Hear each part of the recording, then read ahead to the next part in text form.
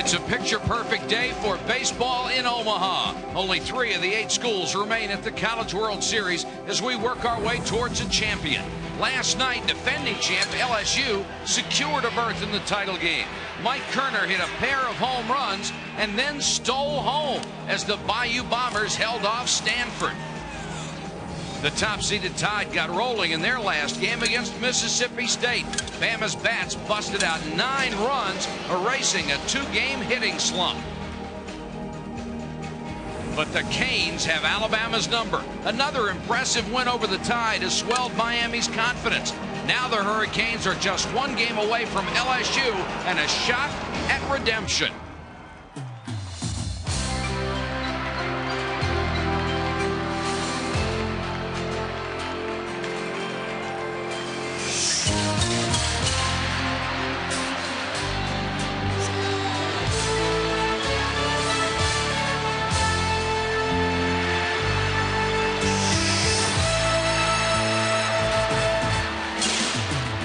It's Game 12 of the College World Series from Omaha with the Alabama Crimson Tide facing the Hurricanes of Miami. With last night's win over Stanford, defending national champion LSU went to 3-0. And with a guaranteed spot in the title game, the Tigers wait for an opponent. If 2-0 Miami wins today, they automatically move into Saturday's championship. And if the Tide wins, these teams will play again tomorrow for the right to face LSU. It will be tough for Miami not to think about a rematch of last year's title game. Warren Morris hitting a 2-run homer in the bottom of the ninth, still a painful memory as it deprived the Canes of their 3rd national championship. Good afternoon, everybody. Mike Patrick along with Joe Morgan. It's great to have you with us. While Miami may have LSU in the back of its mind, the most important thing is to get to the championship game. Well, you're right. You can't help but think about the fact that LSU is there and get a chance to revenge last year's loss. But they only have to think back to 2 years ago. They were in this same situation, and USC beat them twice to keep them from going to the championship game. So they have to keep all of their focus on today's game and worry about Saturday when he gets here. These teams have met twice in the College World Series. The results have been ugly for Alabama, beaten by a combined score of 21-2. Somehow they have to find a way to believe they can win. Well, the one thing that Alabama has, they do have confidence that they can play with the top teams in the country. They had to prove the same thing to LSU. They finally beat LSU, then they beat them 3 out of 5 to win the SEC championship. So they know that they can win against LSU. Now they have to prove to themselves that they can beat Miami. Injured superstar Roberto Vaz has become Alabama's head cheerleader. What he can't do anymore with his bat and his arm, he is trying to do with enthusiasm and leadership. We'll have the starting lineups for you in just a moment.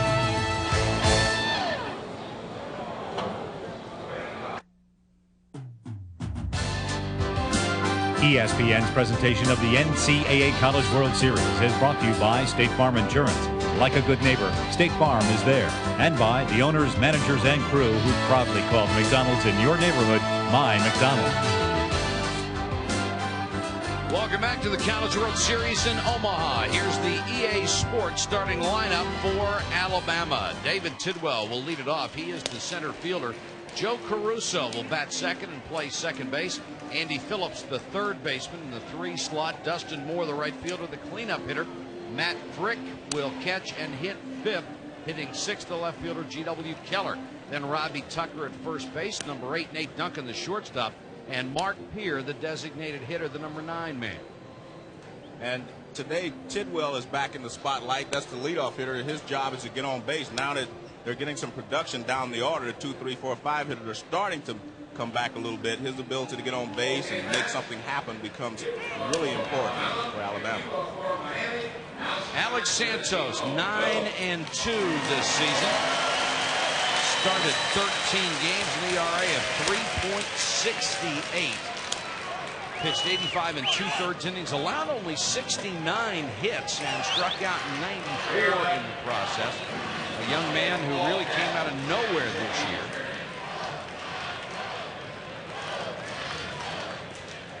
Miami defensively behind the plate, Mike Lopez Cowell.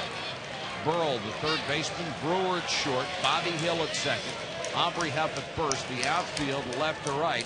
Giacomino, Grimmett, and Michaels. A pretty good defensive outfield. Miami historically has had an outstanding defensive unit. And defense is always important. Again, I'll stress the fact that the inner defense, the infield defense, usually decides who wins the ball game. If both play well, then it just becomes a pitching matchup. Tidwell will lead it off, and Jim Wells said they are so much better when Tidwell is able to get on base, has exceptional speed, but he's only hitting 167 in the College World Series, 348 for the season overall. Off-speed pitch. Santos will throw a changeup, and they expect him to throw it more today against the power-hitting Crimson Tide. Now, we watched Tidwell's last ball game. He looked like he started to swing the bat better than he was earlier in the series. It looked like he was a little more aggressive at the plate. He was looking down at Burrell at third to see if he was back or in. Guy with this kind of speed, you want him to put the ball on the ground, bunt if he can. 2-1 to the Alabama center fielder. 3-1 outside. And the last thing you want to do is start off by walking the leadoff man who has speed. And 35 out of 39 stolen bases. Especially with Joe Caruso on deck, because he's been the hitting star here in Omaha. Here's the 3-1, and Santos is a freshman, maybe a little nervous as they started off, and he walks Tidwell. And his catcher, Michael Lopez Cal, going out to talk to him, try to calm the young man down a little bit. Jim Morris saving Arteaga in case there is another game between these teams tomorrow. If not, Arteaga would go in the championship game. He was the opening game pitcher for Miami here in Omaha. Caruso takes a strike call. 571 in the College World Series, 420 in postseason. This kid is just knocking the cover off of him. And he had to bunt the other night. They asked him to bunt. And I know that had to be a tough decision because he's been swinging the bat so well that you hate to have to take the bat out of the hand of one of your best hitters. But at the time, I thought it was the right play to make. 1-1 to Caruso. Tidwell does not have an exceptional lead over there. Where did you like to get to the angle portion? Well, I always stepped it off. I had like 12 feet. I would always step it off like that.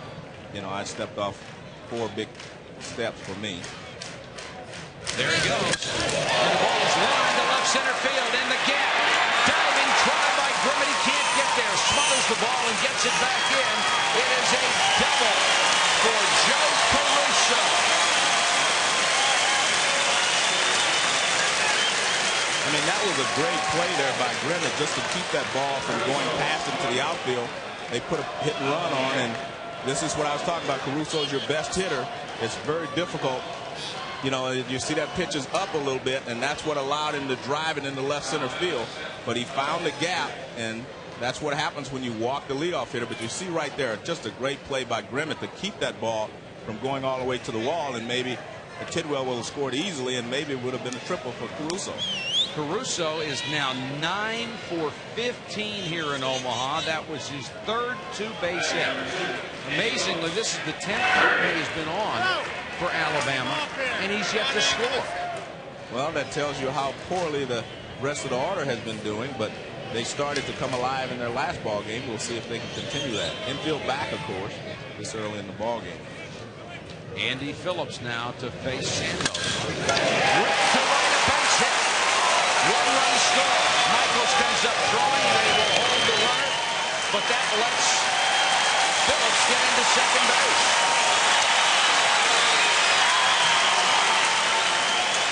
1-0 Alabama. And that's just a poor play by your right fielder.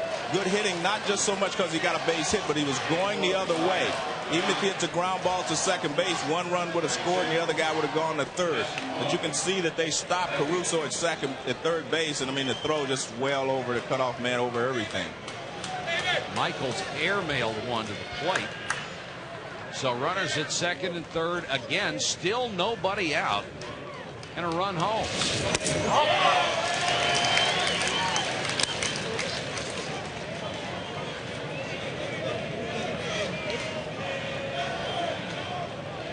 See, Dustin Moore is in the same situation that Phillips was in. He needs to hit the ball to the right side.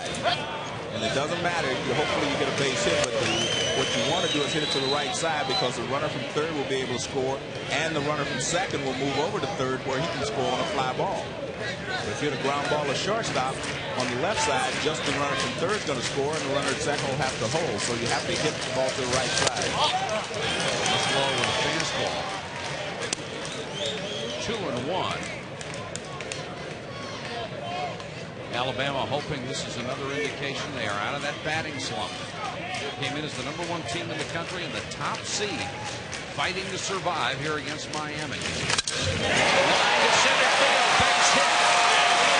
Caruso scores. Phillips is around third on his way to the plate. He'll score. 3-0 tie. So you see the overthrow by the right fielder, Michaels, costing a run right there. The runner wouldn't have been at second base. He'd have been at first base, and he would have had to stop at second on that base hit. Instead, he gets a run scored. They're just hammering the breaking ball, and I guess everyone's sitting here looking for the breaking ball, and they're going the other way with it, and that's good hitting. That was a breaking ball away, and he lined it back to the middle for a base hit. Alex Santos has faced 4 batters. He walked the first and then has given up a double and a pair of singles. He's behind 3-0. Has yet to get a man out, and you've got to believe this freshman is shaking a little bit. And immediately action with Gil and Gutierrez in the Miami bullpen.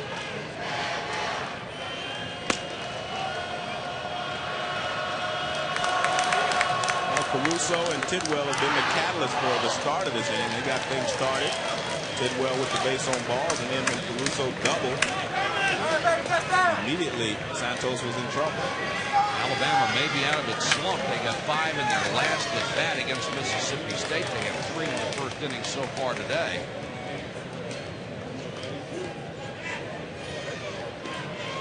Santos, who came in at 9-2 with a fine ERA of 3.68, has already given up 3 here in the first. And he'll face Matt Frick, who's also had a good season, 64 here in Rosenblatt Stadium. I think it was important for Alabama to get off to a good start, simply because they had not beaten Miami here, and it doesn't mean they're going to win the ball game, but they got off to a good start that gives them the confidence that they need for the rest of this ball game. Rick fouls one straight back, 1-1. The one thing that I'm noticing here, as I talked about, they're sitting on the breaking balls and changeup. It's easy to hit those pitches with the aluminum bat, because when you wait, you can still be quick. But I think that the problem that most of these pitchers have is they just do not throw enough fastballs inside. Breaking ball misses outside, 2-1. And just about all the pitchers are breaking balls away or changeups away. Look, I'm aware that it's hard to get inside with these aluminum bats, but you still have to come inside to keep the hitter honest, even if you come inside off the plate, just to make sure that he knows that you can come inside. Outside and low. Otherwise, you don't have a pitch to the outside that you can strike a guy out with. He's leaning that way anyway. Exactly. I mean, he's thrown one pitch inside. His first strike to Caruso was a fastball inside. He took it, because they're not looking for pitches inside. They're looking for everything away, and they set up away again. 3-1. That was right down the middle and hit to deep right. Michaels going back toward the line, and the track now comes in a step. Makes the catch. The runner tags. Here's the throw, and he's in there. Takes his base running by Dustin Moore to tag on the play. Well, you're right. I think it's hit the base running simply because he could see that Michaels was not sure. He was staggering a little bit under. You see he's tagging up right there, and he takes off for second base. And Michaels thrown a little bit offline, but good hustle there by Moore.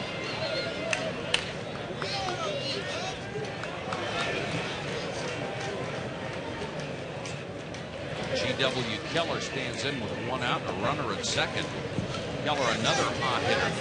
374 now on the year. That's the second best on the team, but in postseason he's hitting 420 and has 8 runs batted in. He has been the guy who has really delivered for us.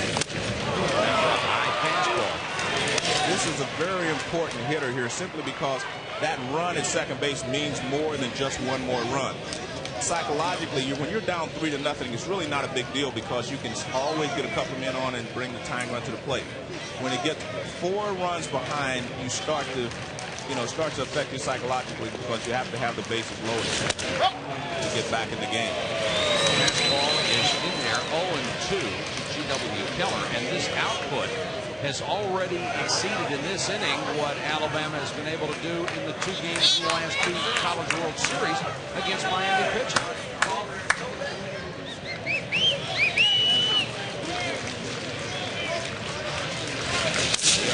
Breaking ball outside in the dirt, got by Lopez Cal.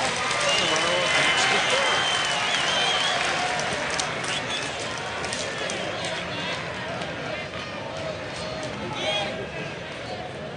Santos has to wonder what's going to happen to him next. Yes.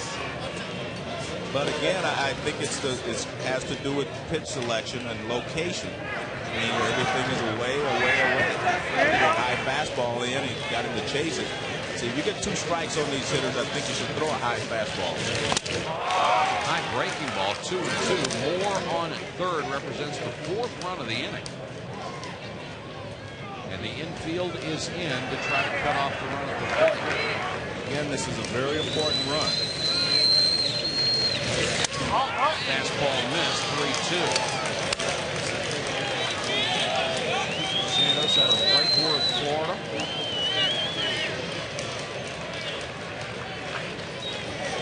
How long will Jim Morris afford to stay with his record? Struck him out on a bad ball in the dirt. And then the tag by Lopez Cal. That's your only chance there. If the guy is looking breaking ball, you throw it out of the strike zone, he chases, and that's what happened there. You'll take a look at this breaking ball. Down and away. I mean, it's not even close. He took a lot of pitches closer than that. But I think because he was looking for a breaking ball, he got it. He went ahead and swung at it. 2 gone with a runner at third for Tucker.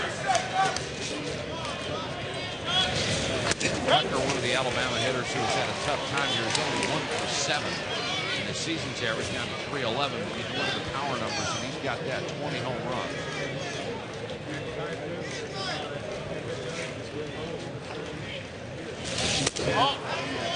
Fastball outside. 1-1.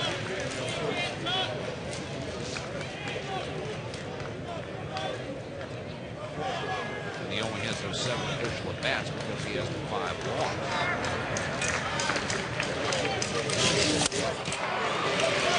Swung at a fastball in this 1-2. I mean, he's got a pretty good fastball. I just don't understand why you don't use it more often. And let's make the point here that the pitchers are being called from the dugout. So it's not the pitcher and the catcher. It's the pitching coach who has decided to pitch this way. It would have been it was very obvious to me that they were sitting there looking for the breaking ball and taking it the other way. I mean, that has been very evident from the second hitter on. Fouled out of play. Well, that's about everything they've seen here in the College World Series. They've seen breaking balls and changeup. Nobody wants to throw a fastball. Yeah, and I think you have to throw a fastball. Again, if you don't want to throw it for a strike, throw it off the plate inside. But you have to show them that you will a different speed. If everything is off speed coming up there, you're going to hit it just like you can't throw all fastballs over the plate. Santos gets out of the inning. After allowing 4 straight runners to reach, he strikes out the last 2 in the lineup. At the end of 1/2 inning, it is 3-0 Alabama. Now let's check in with Larry Conley. Larry. Thanks, Mike. You know, Jim Morris would like nothing better than to get back to that championship game, and he knows he has to go through Alabama to do it. But earlier today, I asked him about, has he given any thought to perhaps playing LSU? I must say it hadn't crossed my mind too many times about who it was against other than we wanted to be here, but now it's very evident that if we get to the championship game, which hopefully we will be Saturday, it'll be against LSU, and which makes really an excellent rematch, I guess. There'll be a lot of people very interested in that, and adds a little extra there from the fact of what happened last year. Jim Morris in his 4th year, his 4th College World Series, his 5th, 3rd, and 2nd. Here's our EA Sports starting lineup for Miami. Second baseman Bobby Hill will lead it off, followed by Rick Sagisi, the DH. Jason Michaels, the right fielder, hits 3rd. Aubrey Huff will be the cleanup man today, a switch with Pat Burrell, who hits 5th. Mandy Giacomino, the left fielder. Mike Lopez Cowell, the catcher, is 7th. Brad Brewer, the shortstop, 8th. And the center fielder Ryan Grimmett will hit number 9 in the order. And you mentioned Aubrey Huff. He is hitting 4th because he has been hot. You can see he had a good day on Monday, 3 for 4. But normally this is the first time he's hit. This is the first time he's hit 4th all year. Pick a good time to do it. If you're hot, you're hot. It also sandwiches Burrell between 2 pretty hot hitters. It puts him between Huff and Giacomino, and Burrell is the guy nobody wants to pitch to. Heath Henderson, 12-2. His ERA at 4.31. You can see he's given up more hits per innings and fewer strikeouts per inning pitched, and allowed 10 home runs this year. And now Miami will have to go to work against a 3-run deficit. But I tell you what, they have to be happy that they got out of there with only 3 runs being scored. They made some bad plays, bad overthrow from the outfield, which cost them a run, and they were in a wild pitch could have cost them one. So they got out of that as cheaply as they could. Henderson misses with a fastball. He's making his 2nd start here in Omaha. Needs 1 win to tie the single season record for Alabama, set back in 1956. Bobby Hill, the speedy shortstop. That's a high 2-0. They would love to get him on board. He's their primary base stealing threat.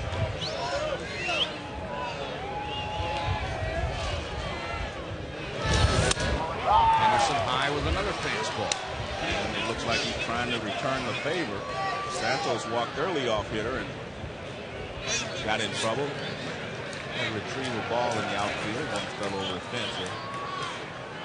And get it back out.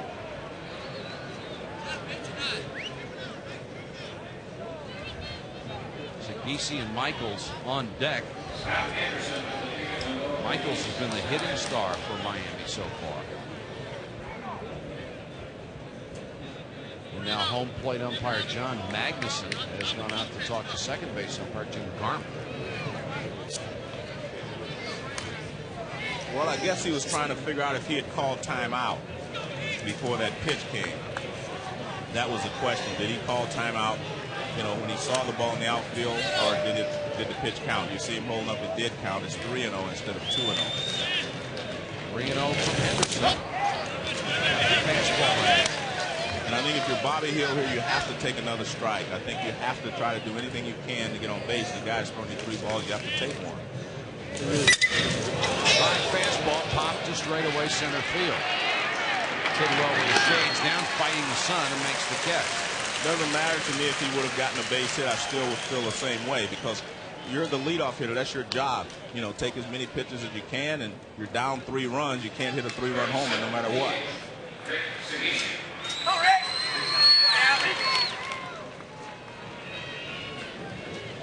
Tough sun today. You saw Tidwell struggling with that fly ball. Eason stands in.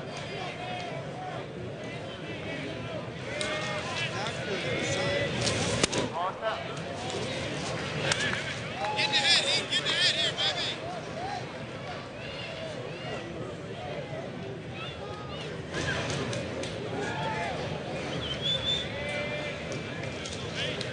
Camera on the umpire. Yes. This one's hit to straightaway center. Tidwell got a late jump. The shortstop Duncan can't get it. Got a hand on it but couldn't hold it. Well, even with a late jump, Tidwell was not going to get there. No, Tidwell couldn't get there on that one. That one's just too shallow. Because one of the things that does happen in this World Series is because of the aluminum bat, you have to play pretty deep to start with.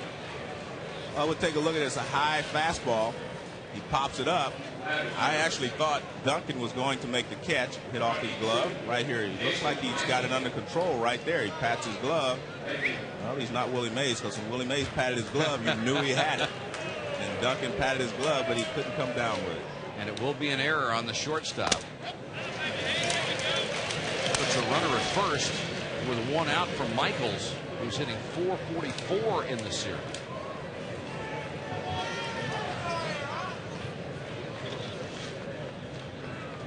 89 RBIs, school record. This one's called foul immediately by home plate umpire John Magnuson.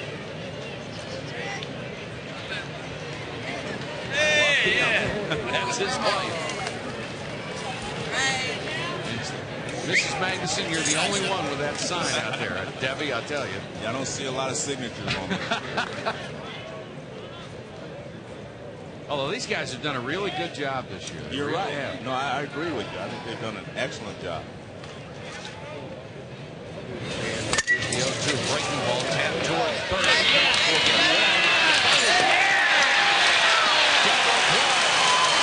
They said Robbie Tucker held it long enough, although it was a snow cone on the end of that glove.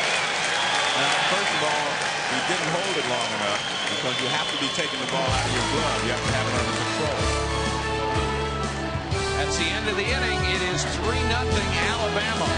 We'll be back in a second. There's another look.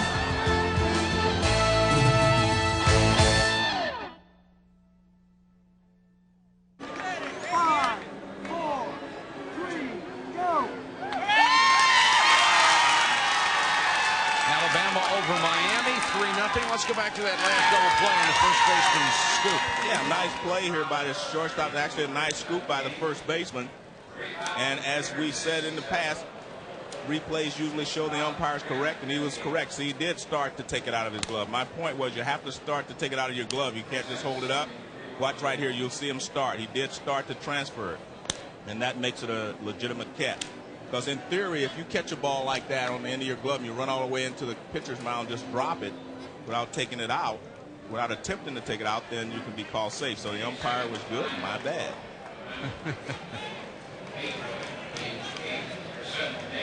But like they say, normally it does show the umpire to be correct. Yes, it does. Yeah. Nate Duncan hitting only .261 this year, but you wouldn't know it from his average in the College World Series. 5 for 11, hitting .455. And when the power guys were struggling for this ball club, it was guys like Duncan who were keeping them in games.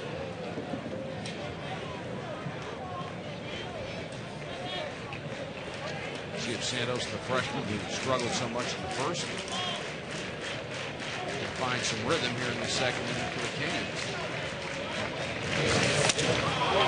This ball sailed very high. 1-2. I guess that first inning was so bad he couldn't look. He says, tell me when they're winning. Breaking the ball right back to Santos.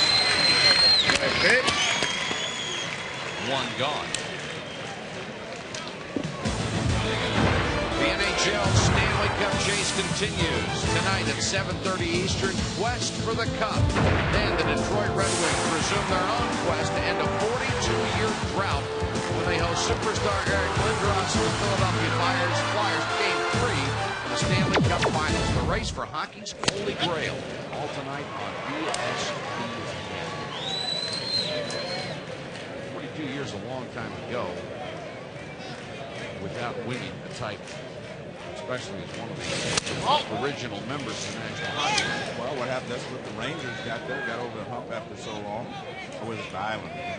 No, it was Rangers. Who won the Stanley Cup 2 years ago? You're asking the wrong guy. It was the Rangers. The Rangers got over the hump after a long absence, too. Never done a hockey game in my life. Neither have I. And I don't think we're going to be asked to. You're right. Actually, I'm a Devils fan. I go for the Blue Jersey Devils. But they're playing musical goalies there with Philadelphia. I do know that Hextall will be back there tonight. Oh, you're good. Yeah.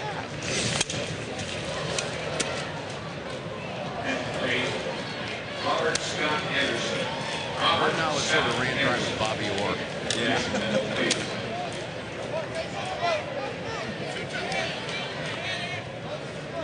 Alabama batting here in the top of the second. One gone, 2-2 to the number 9 hitter, Mark Peer. Serving as the DH today, facing Alex Santos. Third strikeout for Santos. When you have a good fastball, you have to use it. I don't care what anybody tells you. The toughest pitch to hit is a good moving fastball that you can locate it. There's a fastball on the outside corner. And perfect pitch there from Santos. His strength has been good location, especially against right-handed hitters. Change up or a change curve in for strike. It was a changeup. This is Tidwell, who led off the ball game. Strike 2, and got a base on ball. Well, I think you're right. He was a little nervous at the beginning of this ball game. He's a different pitcher here in the second inning. You know, he's been ahead of both hitters, whereas he walked Tidwell easily in the first inning. Just for the fastball there. And he's even throwing a little harder now. So I think he was probably gripping it a little too tight to start the ball game with. But that happens. I mean, this is a big event. Hit back up the box. Behind Santos. And Tidwell really upset. Thought he beat the throw. Well, it was a nice play by the shortstop. Coming behind second base, he can't get much on the throw, but you'll see here that Tidwell does have the ball. It looks like he has the play beat. Ty does go to the runner. Looked like he made it, but he's out. Bottom of the second, 3-0. For the championship, 11:30 Saturday morning.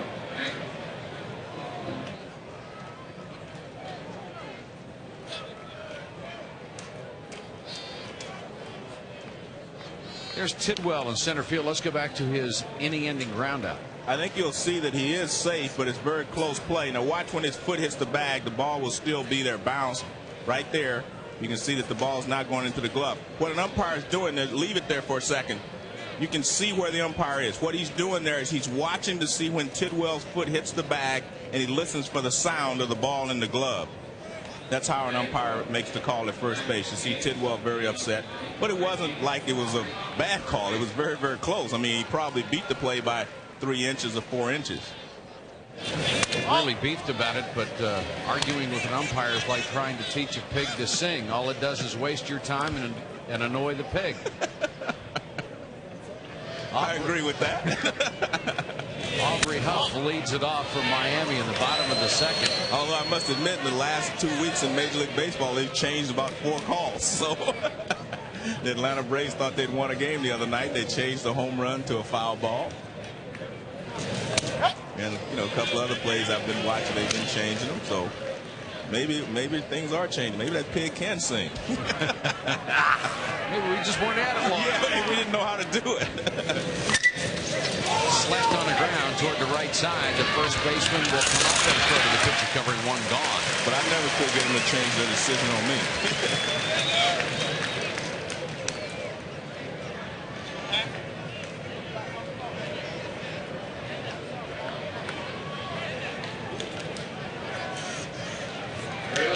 The dangerous Pat Burrell comes up. Last year he just tore it up, 500. This year hitting only 143, 7 official at bats. He's also had 3 walks, and he really hasn't seen a whole lot to hit. Here's a young man on the year hitting .418, which is down about 80 points from what he hit last year, and everybody's saying what a bad year he's had. They're just not pitching to him. Yeah, that's kind of the situation we've seen in the major leagues this year. That's a fair ball inside the third base line. Burrow on his way to second with a stand-up double. Well, that's what you call kicking up chalk. I mean, that was an easy call for the third base umpire, Al Davis, because that ball hits the chalk, as you'll see. Fastball, and he drills it. Now look where it hits. You'll see the chalk fly up there. And it's a fair ball down the left field line. It's a double. Mandy Giacomino, to say he's hot is an understatement. They haven't gotten him out yet. 4 for 4 in Omaha.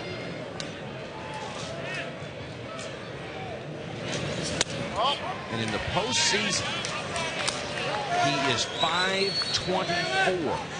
3 doubles, a home run, and 9 RBIs in postseason alone. This is the guy you want up with a runner in scoring position.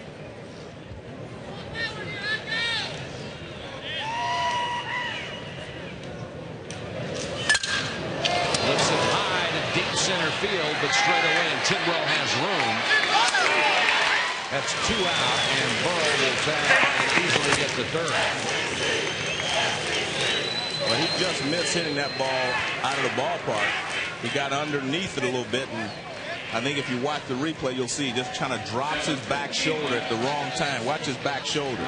Right there, everything is underneath. It's not as bad as it appeared to me at first, but he was underneath it, and it was because of his back shoulder. What right here, if he just stays there, but see that back shoulder drop? When that back shoulder drops, you're going to get under the ball. I mean, he hit it hard. He hit it right on the meat of the bat, but he got under it. Now it's up to Michael Lopez Cowell against Henderson. Runner third and 2 gone. Alabama had 3-0 in the Miami half of the second inning. Yeah, this is a very important run out there for Miami. You've got to get on the board. On the ground to second.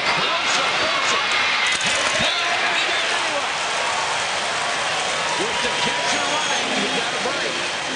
Yeah, I was going to race Mike on that one. I mean, I think it took a long time to get there. That's the end of the inning. A runner stranded at third. 3-0 Bama in the second inning.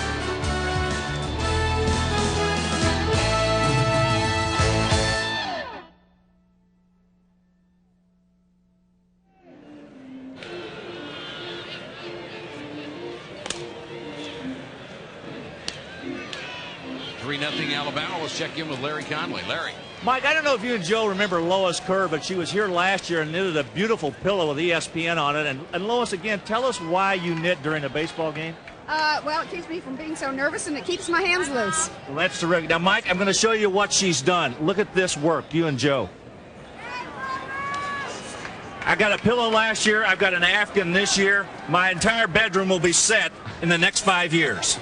Leading up, number 5. Hey, Larry, tell Lois it's a little warm up here. If she can knit us an air conditioner, we'd appreciate it. Let me fold it up and put it away for you. Joe Caruso, who singled his first time up, stands in the top of the third. Nobody out, nobody on. Caruso now 9 for 15 in the College World Series. He's going to have memories he'll be able to keep forever. Took something off and got that one in 1-1 or 0-2. Pardon me. Phillips and Moore, the 3-4 hitters on deck for Alabama. Struck him out. Well, I'll say this: Alabama better be glad they got those runs in the first inning, because all of a sudden Santos looks like he's completely in charge here. I mean, that's 4 out of the last 5 hitters he struck out. He has really settled in. You're right. And look at, he's using his fastball, which is what we talked about. I mean, he's had 3 of those strikeouts with his fastball, 1 with a curveball where the hitter chased it. But you get him looking for the breaking ball with 2 strikes and just throw the fastball. Caruso, for one of the rare times in Omaha, sits down. And Andy Phillips with an RBI single his first time up and scored in the first inning. Is in there. Sophomore from Demopolis, Alabama. Lines it back up to his base hit. Phillips 2 for 2. He took his time. He took something off the pitch. He threw a changeup, but he telegraphed it from the time he started his windup. I could see it was a changeup even from up here. he slows his arm speed down. See right there? I mean, he just slows down, and you can even see it in slow motion. I mean, he just slows down, slows everything down right there, and the hitter knows it's something off speed. It's a little tougher to see in slow motion, but I can see it from up here. Dustin Moore had it driven in 2 runs with a base hit in the first inning. It's his 3rd College World Series hit. And he has Phillips down at first with 1 out.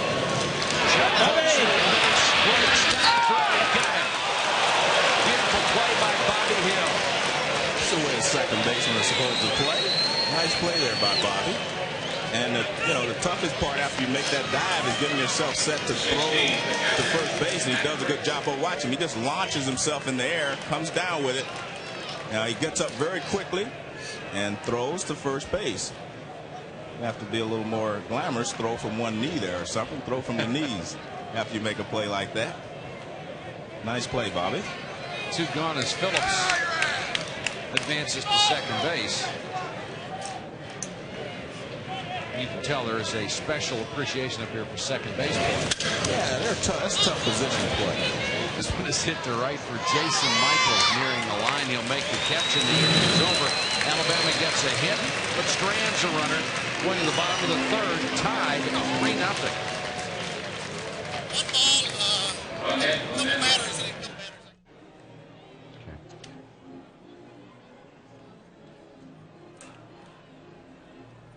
One of the newest attractions they have here in Omaha, right outside of Rosenblatt Stadium and next to the Henry Dorley Zoo, is the new IMAX Theater. Let's go in and take a look and see what they've got. The theater creates the illusion that the audience is participating in the event being shown. The setup on the theater is awesome. The projector weighs over 7,300 pounds and the screen stands 61 feet by 83 feet. And the IMAX uses the largest film frame in motion picture history, 10 times the size of a conventional frame. The larger the frame, the better the quality. The result? A sharp picture from no matter where you sit, and one of the highest quality films you've ever seen. Larry, I'm glad you told me that was the IMAX Theater. I thought it was Joe Morgan's family room. You got one that large, don't you? I got a big one, not quite that big. I was getting ready to say, how would the Lost World look in that screen? Oh, yeah. Yeah, in your home. Brad Brewer at 284 leads it off for Miami in the 3rd. Heath Henderson cruising for Alabama. He's allowed 1 hit.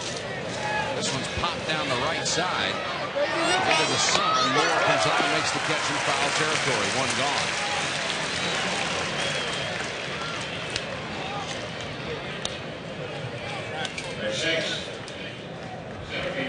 So Brewer's gone, and Ryan Grimmett, the number 9 man, will be coming up. That has been a monumental struggle for him. Only 1 for 8 here in Omaha. Normally their leadoff man, but he injured a groin late in the year, missed 3 weeks, and didn't get to come back to play until the regional, and he just really hasn't been able to find his stride yet. Right back to the mound. Nice skip.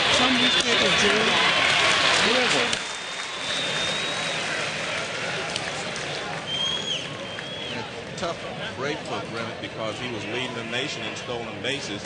Let's take a look here. Fastball. And he grounds it right back through the middle. Good fielding position there by Henderson. And he makes the play. And he was leading the nation in stolen bases when he hurt his groin. He seems to be running well now, but that's unfortunate. He had 53 this year. I think he's 1 behind. His coach said he's 1 behind the leader. So. Hoping for a couple opportunities, but you have to get on to steal a base. There's only 24 pitches so far for Henderson.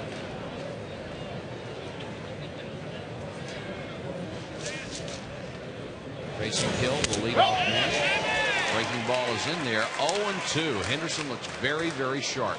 Yes, he does. I mean, he did not have any of those first inning jitters. Perhaps because this is his 2nd start here in Omaha. Fastball chopped toward 3rd. Phillips cuts it off, throws, and Tucker came off the bag. It made the tag. 6 pitches in the inning. And Henderson doing a beautiful job for the Crimson Tide. We will go to the 4th. Alabama.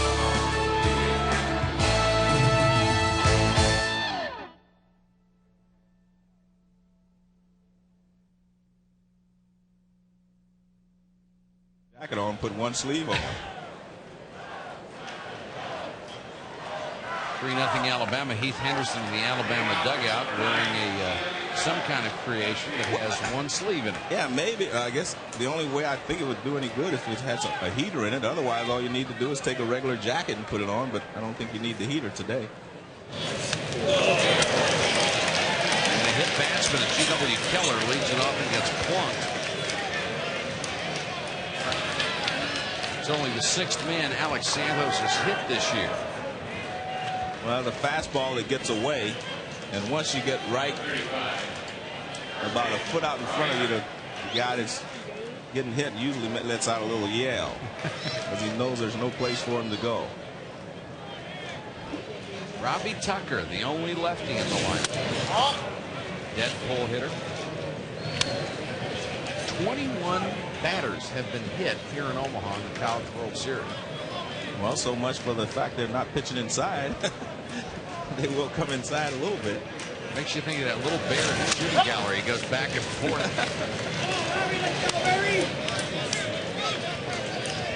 1-1 to Tucker. Alabama trying to get started something here in the 4th. They're already up 3-0.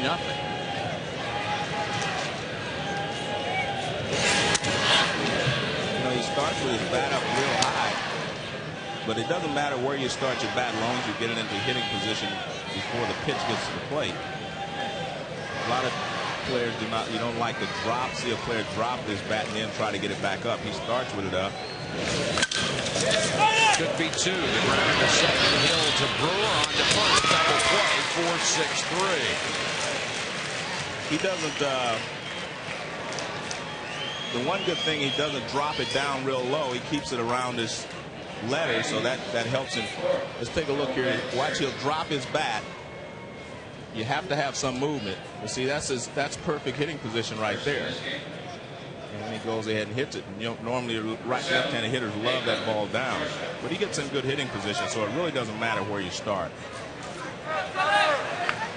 Nobody on, and now 2 out in the Alabama 4th in a rapidly moving ball game. The number 8 man, Nate Duncan, who bounced back to the mound up for the 2nd time. I'm a believer in as little amount of movement you can have at the plate, the better off you are.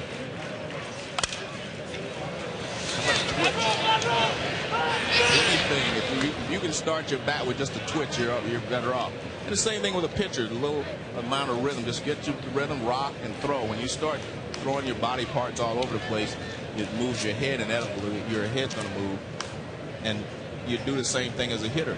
If you take a long stride, your head moves. If you move around, you know, it moves your head. It's difficult enough to try to hit without moving your head, and when you move it, it's almost impossible. 1-1 to Duncan. 2-0 on a fastball. 2 balls and a strike for the Alabama shortstop. How did that twitch ever start for you? Do you remember? Yeah, oh yeah. I'll never forget it because Nellie Fox, who was a coach and my idol as a kid, he and Jackie Robinson were my idols as kids when I was growing up. He was a coach on the Astros when I was there, my first rookie year. He was a player coach. And the Astrodome was big then. It was 390 feet almost straight away right field, and I could hit it 389 feet. So we wanted to do something to get the ball out of the air. And I had a tendency to lock my elbow in like a golfer and get the ball in the air. So we wanted to do something to remind me to move it away. And in batting practice, I hit my elbow to my side a couple of times. It seemed to go to the right spot. I hit the ball well in batting practice, and that night I got 3 for 4 and I wasn't about to change. And then I hit pretty well after that. Ball 4 to Duncan, missed with a breaking ball on 3-2. It was started just to get the ball out of the air, and after about 3 days, really, I wasn't even aware that I was doing it anymore. It just became a habit after that.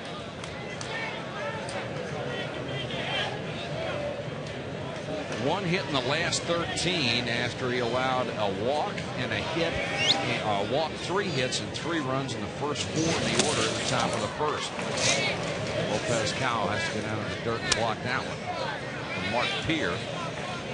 He was a strikeout victim, 1 of 4 so far back in the second inning.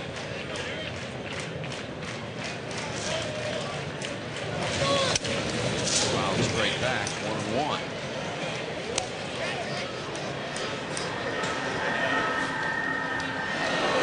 LSU players allowed to sit in the skybox today. A little scouting trip and a little free baseball. Swing and a miss. Yeah, I said that's high cotton up there. Look at that. I mean, they're sitting up there relaxing and having lunch. Well, they've earned it. They've been spectacular tonight. Took something off of that and struck him out for the second time. So a walk and a hit batsman do no damage. We'll go to the bottom of the 4th. Alabama still on top, 3-0.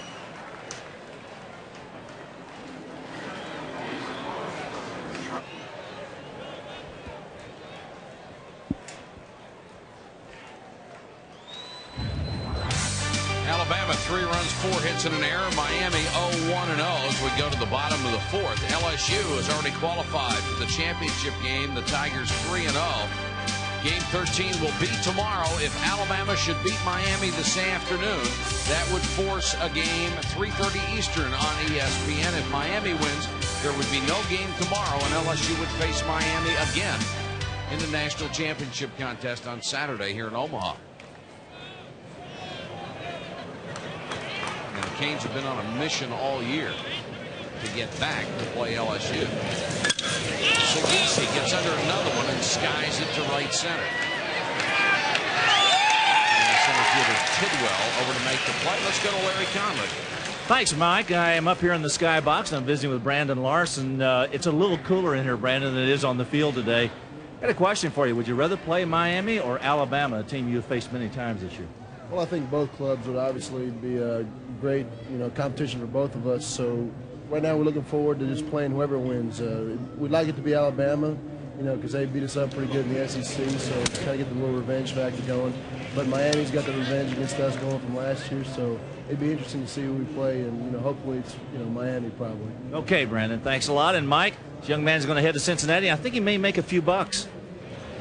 Larry, if you're working on being his agent, you're in good shape. This one's driven by Michaels, deep right field, back to the wall, off the glove of Dustin Moore. Michaels on his way to second. Looked like Moore had a play on the ball, couldn't come up with it. I think he did have a play, but again, remember that's the sun field out there. We're looking into the sun, and he looked like he couldn't find it to move exactly where he wanted to. And this is a fastball out over the plate, and he hits it, but now watch Michaels as he goes back. Dustin Moore, look right here. Now he doesn't get to the spot that he wanted to get to. Right here. He's still moving there. The ball does hit off of his glove, but I think the sun had a lot to do with that. He was looking back into the sun, and I don't think he ever got a good gauge on the ball. The 32nd double of the year for Jason Michaels, and that brings up the cleanup hitter, Aubrey Huff. With Burrell on deck, that was only the second base hit surrendered by Heath Henderson, who has been very, very sharp so far for the Crimson Tide.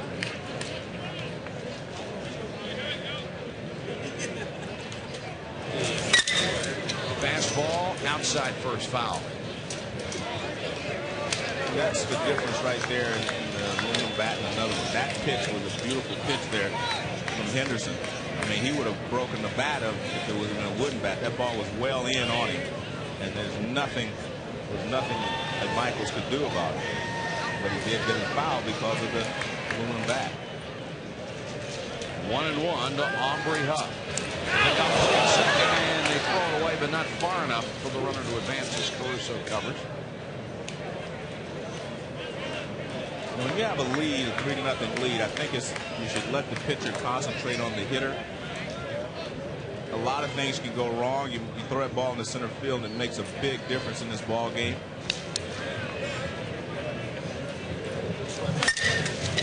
Get back up the box. Caruso behind second. Throws him out. 2 gone. And a runner at third. One of the things I learned early in this game, Mike, is that when you get a lead, you make them earn their way back in the game. You do not do things to help them. So you don't do anything out of the ordinary. Just play your normal game. And with the runner at second base, you try to pick him off. You throw the ball in the center field. Now they automatically get a run almost. Just leave him at second base, get the next two hitters, and go on in the dugout. Or if they get a base hit, they get a base hit. Absolutely. Make them earn it. Don't give it back to them. Right. That's what you have to do. Whenever you get a lead, I mean, it's the way you play the game. Make sure that they earn their way back in. Burrell trying to deliver here with 2 out and a runner at third. In the Miami fourth, they're down 3-0 and have been shackled by Henderson. Swung over the top of that one, 1-1. Henderson's been superb. 21 strikes out of 34 pitches. And anytime you stay ahead of the hitters, everything is in your favor.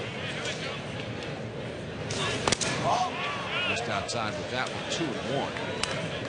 Every hitter that I've known was a better hitter when he was ahead in the count 2-0 rather than being behind 0-2. Another gorgeous day. We have been so blessed with weather out here in Omaha. Ripped toward deep short, but right there in the perfect position, he throws him out.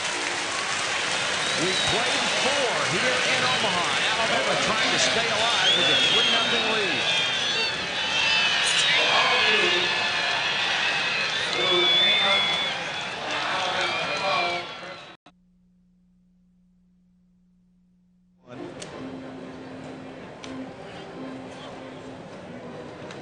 Nothing Alabama as we go to the 5th. Stanley Cup Finals continue tonight on ESPN. Tonight is Game 3. Detroit won last night to take a 2-0 lead as the series heads back to Joe Louis Arena. Only twice in Stanley Cup history has a team come back from a 2-0 deficit, but both times it was against Detroit, and the Flyers need to win 1 of 2 to avoid a sweep. That would be 3 straight in the Cup Finals. Coverage begins at 7:30 with Quest, Cup, and then Game 3 tonight on ESPN.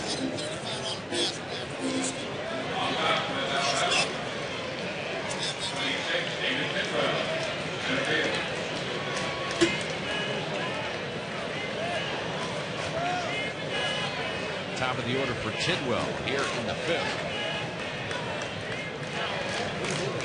And ever since Alabama got the 3 spot in the top of the 1st, it has been pitchers between Santos and Henderson.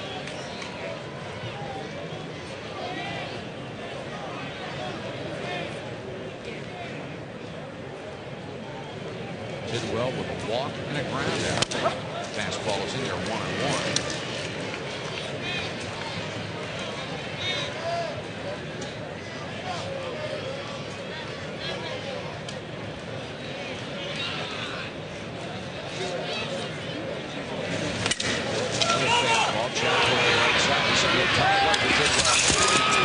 But a nice job by Santos to get over to cover the bag. Yeah, and a nice job by the first baseman. Tough because he got the ball and he led him quickly so that he'd had time to catch the ball and still look for the bag. Now watch this. This is the difference in the play. See how quickly he gives him the ball. Now he can catch the ball. Now he has time to look for the bag. If you wait too long, he has to try to watch the ball and find the bag at the same time. That causes a problem. And Huff also had the time to get his momentum going toward first base. Yeah, I think that's important rather than trying to throw it flat foot. Right.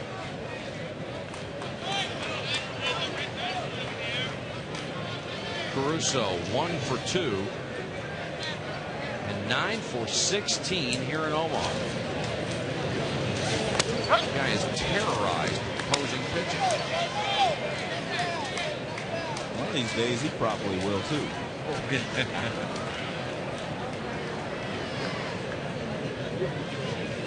He had that slugger look about him, didn't he?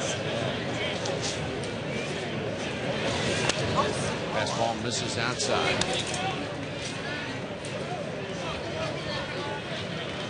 Joe Caruso's father wearing that Superman outfit again. And his son's been Superman on the field. Somebody always steps up big here at the College World Series. Fastball 2-1 to Caruso with 1 out and nobody on for Alabama.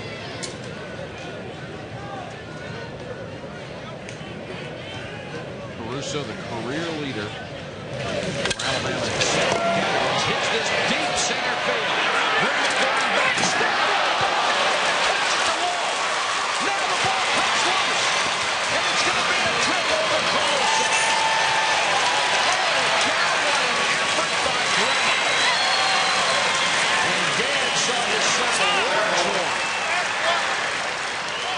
Well, you're right. A great effort by Grimmett, but he caught the ball, but when he hit the wall, it bounced out. The wall knocks it out. It's a low, looked like a low fastball. He looks up.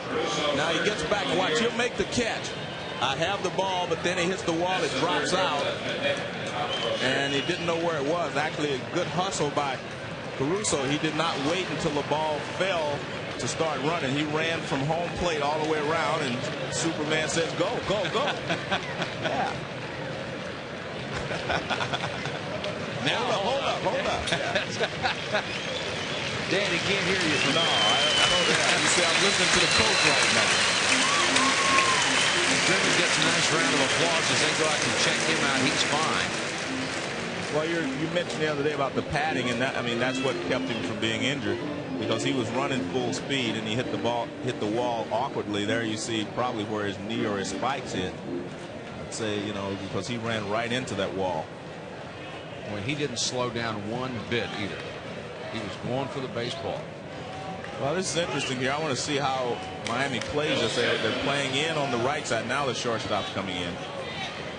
I don't think you need to play all the way in as they are, but they're going to do it anyway. You play all the way in, you open up a lot of holes on that infield. You cut down all the range you have as an infield. Nice stop by Lopez Cowell, who got down to block that one, or would have been another run home. You know, a good bluff there from third base by Caruso. What he did was he bluffed like it was a squeeze. He may have gotten the attention of Santos. A lot of space in left center. Phillips can pull one that way. 2-0. Moore is on deck, and Phillips more than half of his last 55 bats, or slightly less than half, has been for extra bases. Phillips and Moore showing signs of really coming out of their slump.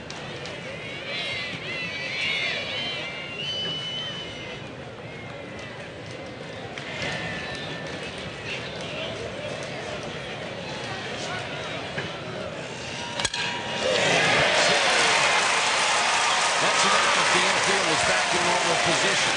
Right. There's no way, with the way the ball comes off these bats, that you have any range when you play the infield all the way in. If the ball's not hit directly at one of your field infielders, it's going to go full right there. No way. You don't have any time to react. You don't have time to move. And Phillips is 3 for 3 with 2 RBIs, 4-0 tie.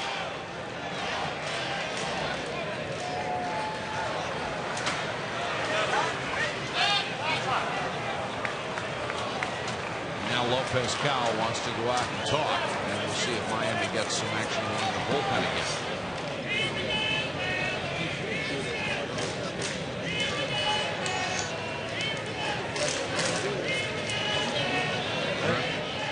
Grimmett in center field. Looks like he's fine. Yes, he does. It's just a young man who had the injured groin and missed all that time. And I think one of the problems here, Mike, that I see with Santos is that he has a good fastball. He's throwing a lot of breaking balls and off-speed pitches, but those are his second and third best pitches.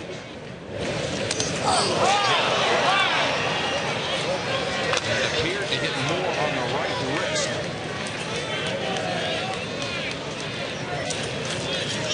Second hit batsman of the ballgame.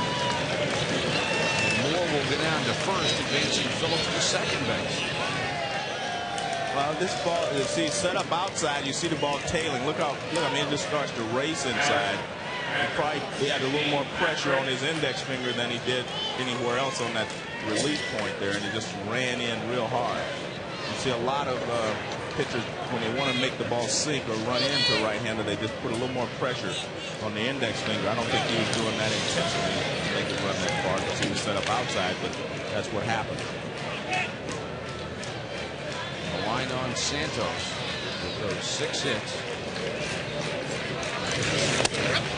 Hit a couple, walked a couple, struck out 5.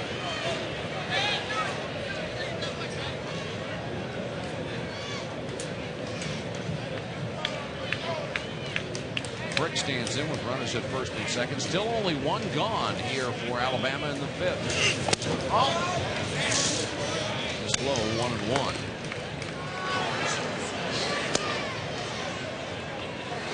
Oseas warming up in the bullpen. Todd, the right-hander.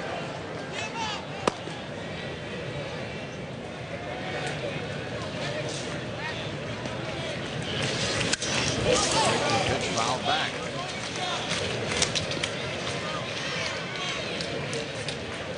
And that's what I'm talking about right there. That breaking ball is not a sharp breaking ball.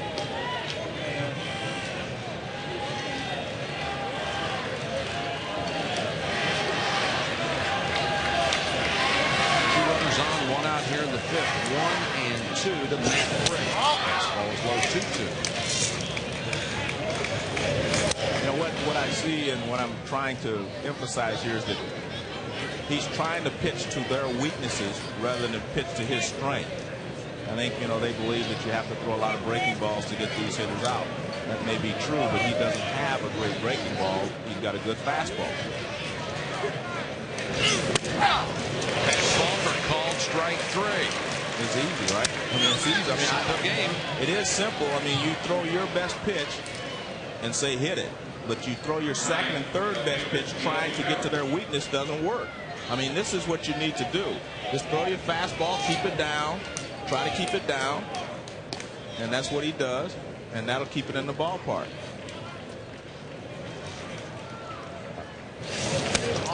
But yeah, that's the that's what I say. I mean, use your strength. Don't worry about their weakness unless you can get there. And he doesn't have the breaking ball to get there. T.W. Keller 0 for 1, struck out and was hit by a pitch. Something out of that one, hit the deep right. Michael's going back, still going back. He runs out of run. It's a 3-run home run for G.W. Keller.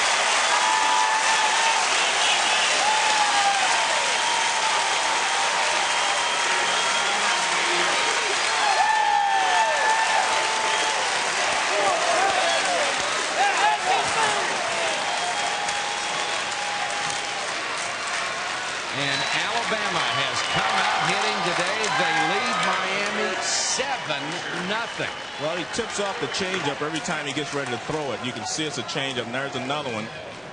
And Keller drills it over the right field wall for a home run. I mean, he changes his motion with the changeup, and it's really nothing on the pitch. And he doesn't have the arm speed that he has on his fastball.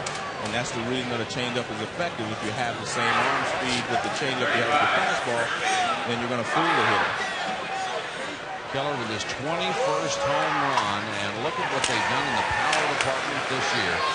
LSU, the only team to hit more in the history of the SEC than the 156 they hit this year. Tucker pops it up on the left side. Burrow back in the grass makes the catch, but the damage done for Alabama. They get 4 more in the 5th, and they lead it 7-0 here in Omaha.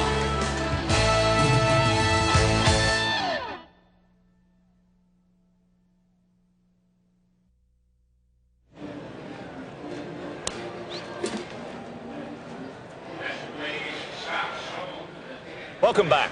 Omaha has 4 world and 7 national title holders in arm wrestling. I think it's time I got involved.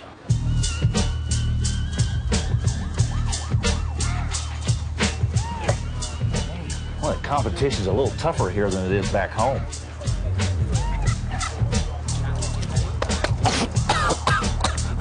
All right, Shane, you hold on tight. Here we go. Right, you got some chalk in your eye, right? All right, Mary, I've gone through all this competition. I now need to find someone at my level. I think I got the person for you. 2 out of 3. Trouble is, she beat me twice last night. My first job announcing was arm wrestling. Was it really? In Las Vegas. Pro arm wrestling. Sorry to say I missed that one. Me and Bob Carpenter. Bob sure started off together, but he was already an announcer. Uphill battle here for Miami. They are down 7-0 in the bottom of the fifth. Remember, if Alabama holds on to this lead, these two teams would meet again tomorrow afternoon, and then the winner would meet LSU Saturday. And Roberto Vaz and his teammates really have a huge advantage now because Heath Henderson has been virtually untouchable. He's allowed only 2 hits as we go into the fifth. To be perfectly honest with you, starting the game, the percentages were against Miami anyway, to be honest with you, because to think that you would have the same matchup you had last year with both teams going 3-0, you know, I mean, it's kind of, I mean, the numbers, you know, the percentages against that are astronomical. Doesn't mean they can't win tomorrow, but, and obviously this game's not over, but percentages are against both teams going 3-0. Struck him out. Banned at that one. Yeah, I think you're better off taking that one than to try to hit it. A lot of times you're better off, you're fool, just take it and hope the umpire calls it a ball. So, I mean, look at that. I mean, even if he makes contact, I guess he's hoping to foul it. But you're better off just taking it and hope the umpire calls it a ball. First strikeout for Henderson. I mean, he's okay right there, but then the rest of the way it was just standing at it, as you said. Mike Lopez Cowell stands in with 1 out, nobody on. Bottom of the Miami fifth. Well, all the years we've been coming out here, the last 2 years were the first that I've been here, where we did not have a game on Friday, where there were 2 undefeated teams going into the championship. Well, I mean, that's a very, you know, percentages say that that's not going to happen too often. And again, even more so that that Miami and LSU were the same 2 teams last year. That's right. You know, so it's tough to expect that to happen again if you're Miami.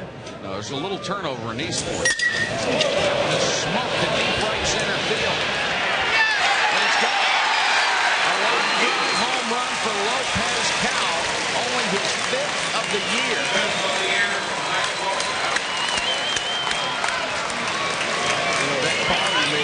He said smoke the right field it was, and then it seemed like he got out there and got another stage. Yeah, the boosters kicked in about halfway out there. Let's take a look at this pitch. Now, when you have a big lead, you want to throw strikes, and he does. This is just a pitch that he gets inside, and watch where he is, inside, and Lopez Cowell puts a charge into it.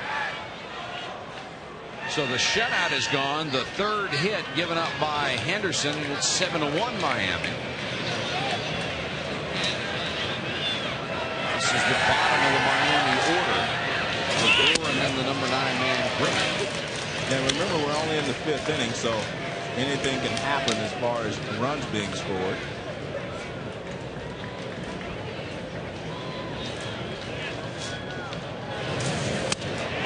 Pitch outside. Joe, when you're down like this, isn't it every guy's responsibility to try to take pitches, do anything they can just to get on? And that's a good point. You don't try to get all 7 back in 1 inning. You get 1 here, 1 there, a couple here, a couple there before you know you're back in the ballgame.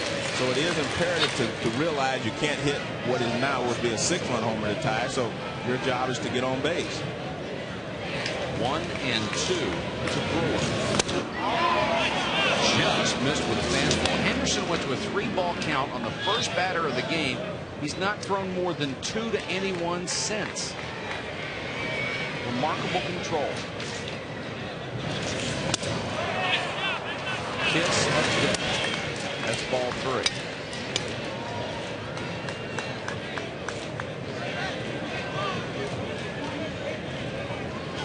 Full count to Brewer. Henderson, the payoff pitch. Slowly to Caruso at second. 2 gone. And I remember the 75 World Series, Sparky Anderson made what I thought was a great statement. We're trailing the Red Sox in the 7th game 3-1. And he said, don't everyone go up there trying to hit a home run. Somebody get on base and one of the big guys will hit a home run. Sure enough, Bench hits a single to right field. Perez hits a home run, and we're back in the ball game. So I think you have to think in those terms of just trying to get some people on base and then let things happen. Grimmett trying to bunt his way on. That's foul.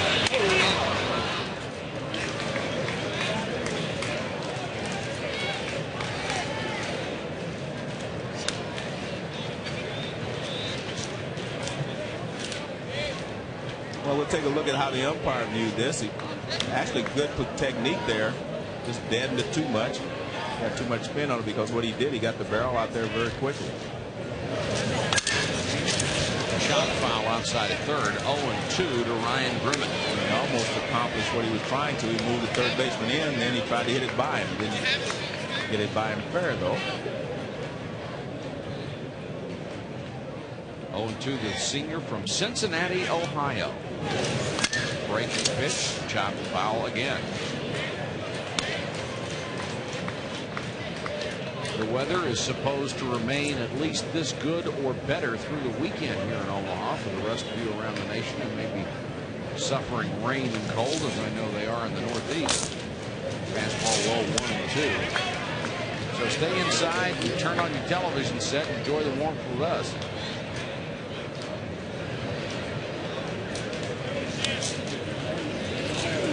Breaking pitch hit deep down the left field line by Grimmett. 2 home runs in the inning for Miami. The number 7 hitter and the number 9 hitter. And Grimmett had only 2 coming in.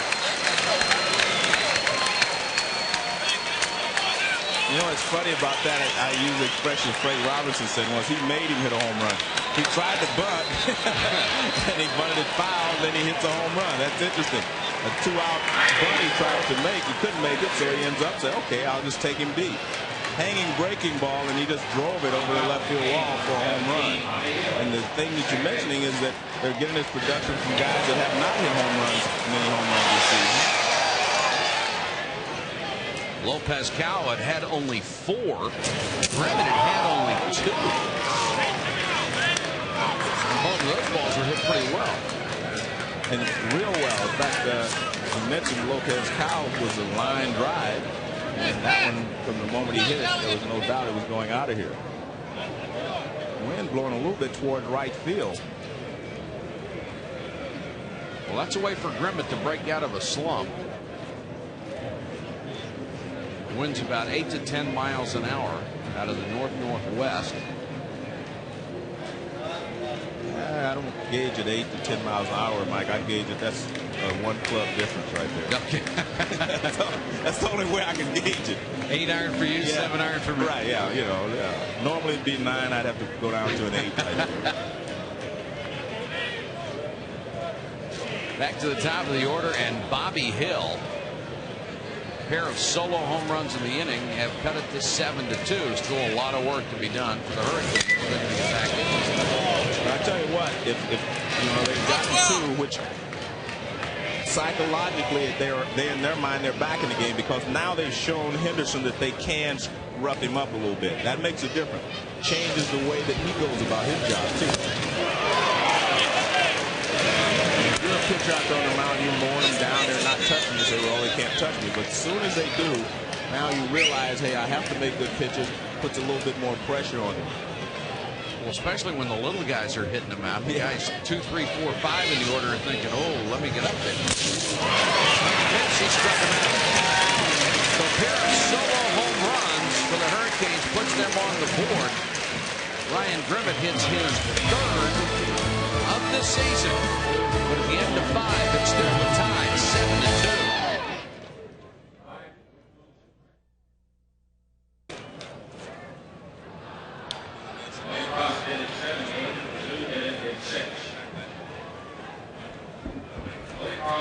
Seven to 2 Alabama. The new pitcher Todd Ozias, a junior right-hand pitcher from Tamarack, Florida, comes on in relief of Alex Santos, who gave up 7 runs on 7 hits. Ozias 4 victories and a save this year.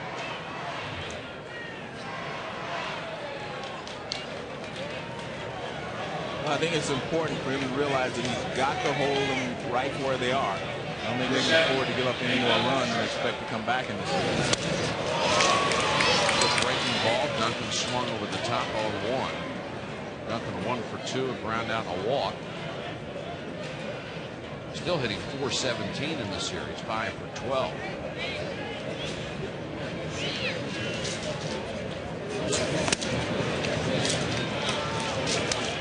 One and one. Duncan to be followed by Peer, and then to the top of the order to Tidwell.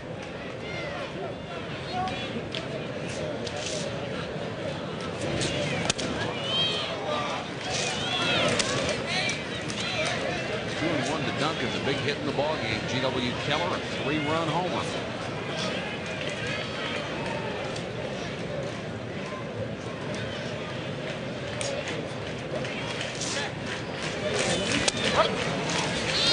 Two with the twos to Nate Duncan. Santos goes 5 through 88 pitches over that span. All the runs were earned. He struck out 6, walked a pair. Stands to be the losing pitcher. Ground to third. Pearl worked and a nice tag by Huff as the throw was offline. And again, I think Santos got himself in trouble by not believing in his fastball, or whoever is called the pitcher's not believing enough in his fastball and try to move that around, because you get beat with your second or third best pitch does not make much sense to me. Like I said, I mean, his best pitch is his fastball. That's curveball and the changeup, I think, was his worst pitch. And if I remember correctly, the changeup was the one that went about 420 feet. Yeah. Well, I mean, that's the point. And I use the example of I played with some pitchers who were great pitchers. I played with Tom Seaver. You'd go over hitters in the meeting, and it didn't matter. Willie McCovey, he's a good fastball hitter. He said, I'm a fastball pitcher. Right. I just have to make sure I throw it where, in the right zone. This one's hit the deep right center field. Mark Peer, the DH, reached down and homers off of Todd Ozias. So Alabama gets one back with one swing. And there's no doubt that wind helped that one. The wind's blowing out that way. And we'll take a look here. Fastball about the middle of the plate in. Against the hitter, the catcher set up outside, but he doesn't get it out there. Fastball. And he puts it to right field.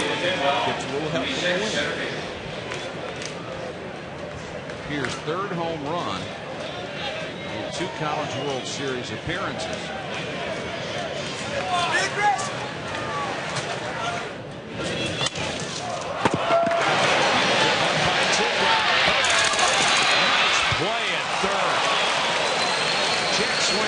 Excuse me, not the bunt, and Burrell came in charging from third. That was a nice play. Well, it was a better play than even appeared, because the pitcher runs in, cuts in front of him. And he tries to check his swing, but he drops it down the third baseline. I thought it was like a swinging bunt, but watch the pitcher cut across. He almost gets in front of Burrell right there, and he comes up and fires a strike to first base. Nice play. 2 gone in the 6th.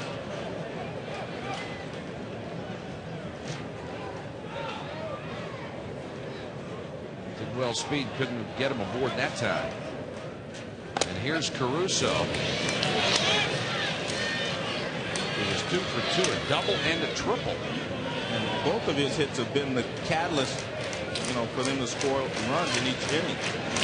Followed Tidwell's walk with a double, and then he hit a triple, which puts him automatically in scoring position. And his next time up, they scored 4 runs that inning and 3 the first inning. So he has really been. Pops this one up on the infield. Brewer, the shortstop, makes the call. But Alabama gets a run in the 6th, and they go up 8-2 over the Canes of Miami. Back to Omaha in a moment.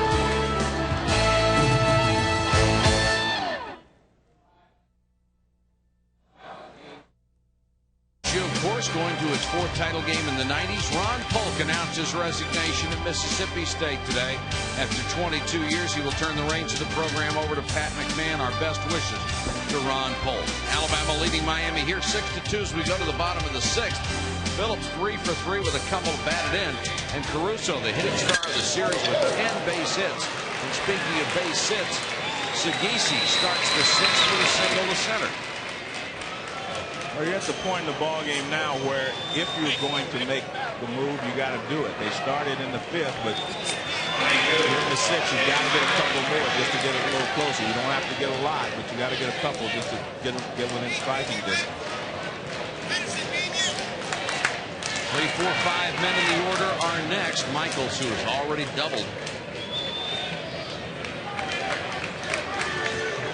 The second extra base hit here at the College World Series.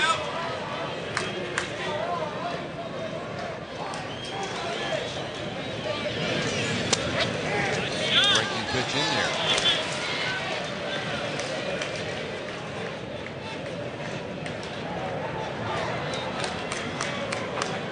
Michael was terribly happy with that call.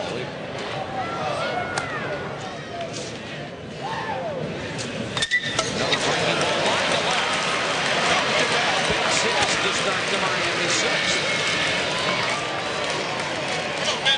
I know what I'm going to say will sound strange to guys who have run out of baseball because of curveball, but the curveball is actually the easiest pitch to hit because you see it just rolling right there and it stops almost for you to hit it. Whereas if you're throwing one of your little kid to hit a ball, you put a hump in it. You throw them a little underhand pitch because you think that the speed is slow enough that they can adjust to it. And if you're a good hitter, the breaking ball becomes an easier pitch to hit. Miami attempting to rally here in the bottom of the 6th. Smoke to center field, but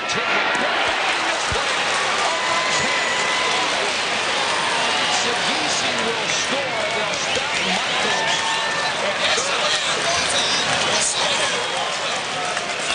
But what he did was he started across instead of back. You know, your first reaction should be a false step, as they call it, back. You spin. And see, he's going across. Now he tries to go back.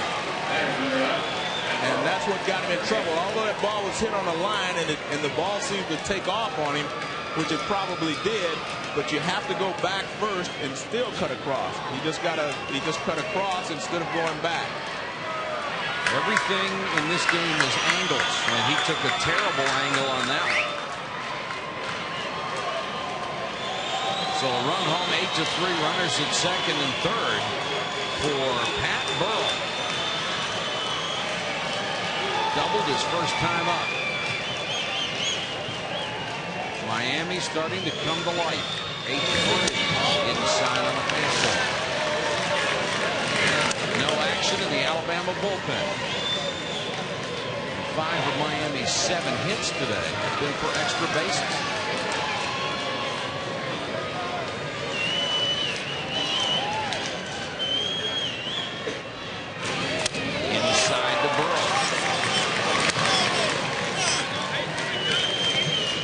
Again, I mean, there were a couple big balls that hit hard this in all 3 of them.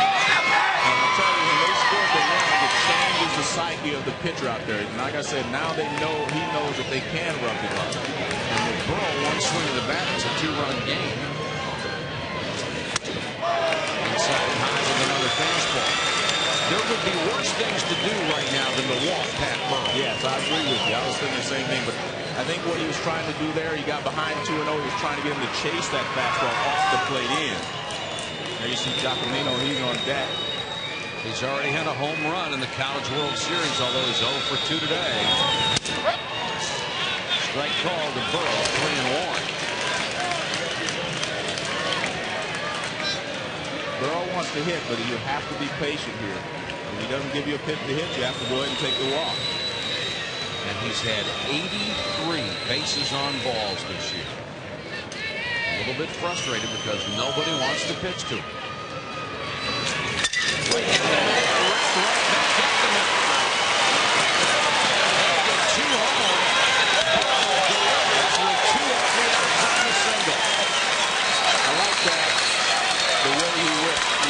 He didn't try to jerk the ball out of the ballpark. He drove it back through the middle and drove in a couple of runs, and hey, this is a ball game again. See, that ball's right down the middle. Look at where his hips are. Everything's back through the middle. He didn't try to jerk it ball. He just hit it right back through the middle for a base hit. Drives in 2 runs. Look at that, right back through the middle. I like that. That's the way to hit the baseball. Burrell is a quality hitter.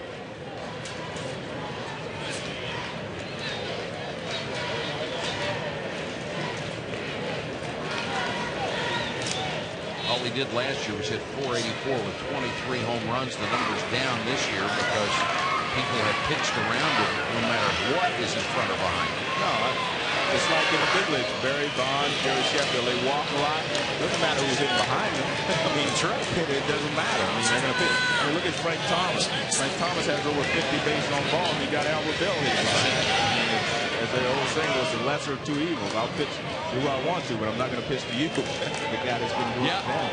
Kingery is up in the Alabama bullpen. And this is Giacomino, a runner at first. Still nobody out in the Miami 6th inning. They've cut it to 8-5. But I think, and I don't want to overemphasize this, but you see a little difference in the demeanor of Henderson out there this inning. And again, it's because now he knows that he can be hit. I mean, in a pitcher that's throwing strikes, getting you out, he knows, hey, it's easy. You feel invincible, but once they get to you, you realize that they can get you, and it puts a little more pressure on you.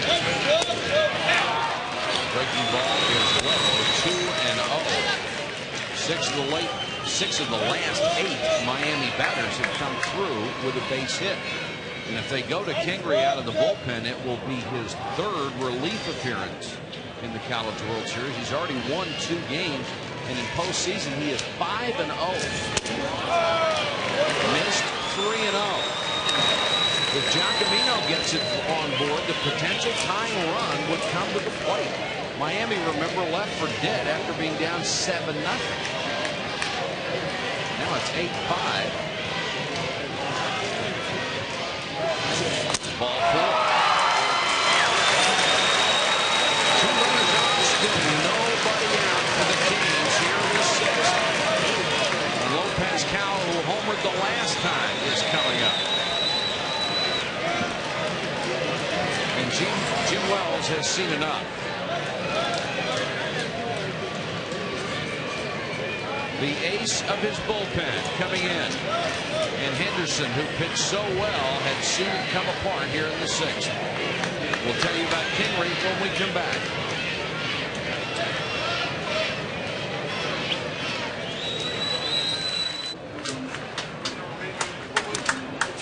Henderson really upset as he is chased after 5+ innings. Had an 8-2 lead going to the bottom of the 6th. He has allowed 3, and there are 2 runners aboard with nobody out.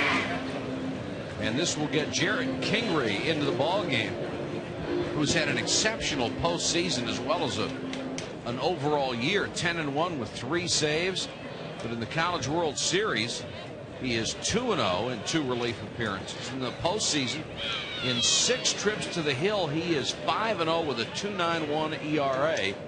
Got an excellent changeup and a good fastball that he spots very well.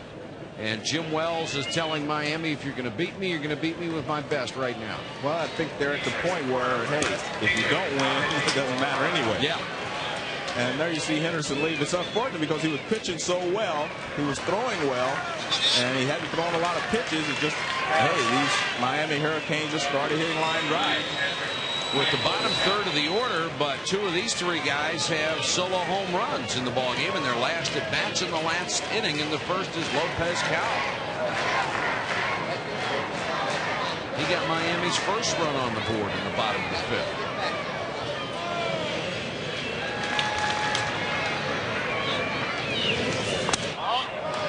Fastball low. And you see the sink and movement on Kingery's ball. He wants to try to get a ground ball here. And that ball there was a pretty good pitch. Down, it was sinking. It was a good pitch for him to throw, not that it was a strike. You want to keep the ball down. That's it.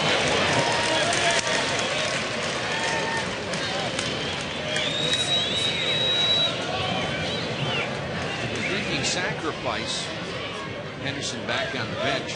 The weakest hitter in the lineup, Brad Brewer, is up next.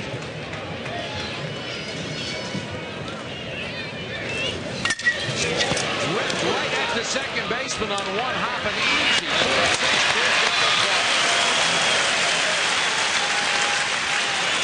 And that's what you call getting the job done. If you're Kingery, and it's what you call getting a bad break if you're Miami. That ball was hit like a bullet, but right at the second baseman. It's a one-hopper, and it's a nice play there by Caruso. He stays with it now. He just turns and starts the double play. So bad luck for Miami. Good pitching there by Kingery. Keep the ball down and get the ball on the ground. Well, you're right about Caruso. He really stayed there. Nice stop by Frick. As the ball sailed outside, and Brewer comes to the plate. He's 0 for 2. He's only 2 for 11 in the College World Series. Miami has already scored 3 times here in the 6th, but Kingery coming out of the bullpen trying to slow it down. Boy, the bottom dropped out of that one. Well, he has a good motion. He's not fluid, so you can't pick the ball up as quickly as you want. He gives you a lot of body and stuff, and he hides the ball.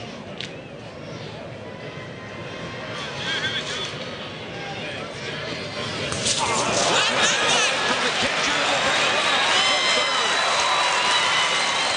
big break from Miami with the number 8 hitter up.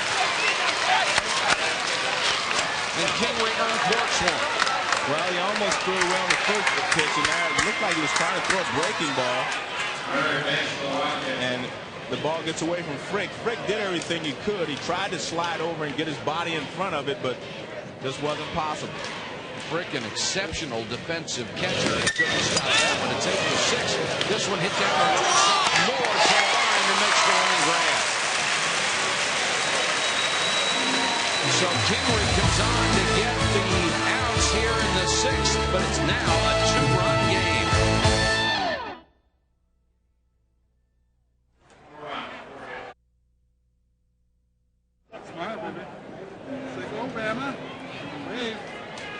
A transplanted Alabama fan with the Kansas license plate.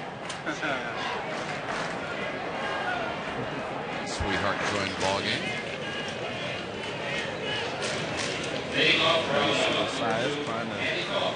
Trying to psych himself up there. Al Hrabowski. Oh yeah, he psyched everybody up or out. Wrist foot foul down the left field line. Phillips leads it off for Alabama in the 7th. Let's see if the Tide can respond, as they have been challenged again by Miami and now up only 2 runs. Of course, Phillips has responded to everything today, 3 for 3. Well, I think Ozias has to make sure that they don't score this inning. If they score again, it's going to be tough to get this ball game. If you hold them right here, as they say, a bloop and a blast, and you're right back in this ball game. So I think it's imperative here that Ozias just holds them right there. Phillips with 3 of Alabama's 9 base hits. Ozias misses outside. 2-1 on in the 2nd inning of relief from Alex Santos, who now has the ice pack on and is hoping his teammates can bail him out. 2-2. That ice pack was conventional. Not really sure what's happening at this point. I don't really think he cares.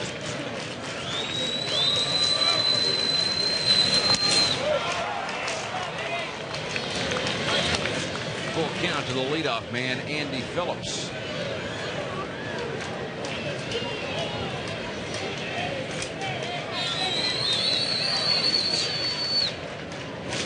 And he lost it. Phillips draws a leadoff walk.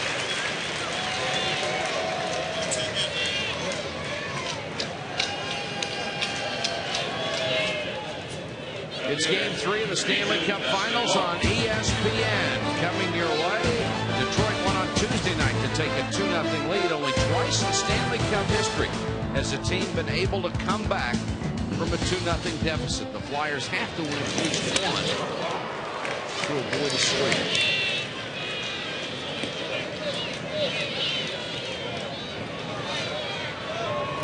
hit by a pitch his last time up. He is officially 1 for 2, a single and an RBI.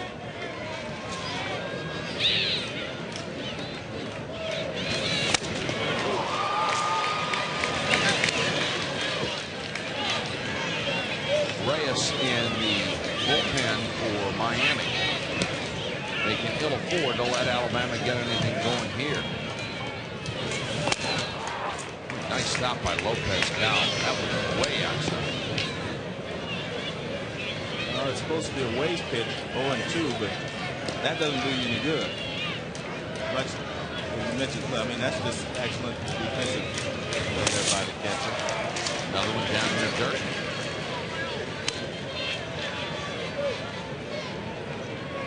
So you get ahead 0-2 and then throw 2 pitches that don't have a prayer of having a guy swinging at it. It's a theory I don't understand. I don't either. Now it's 2-2.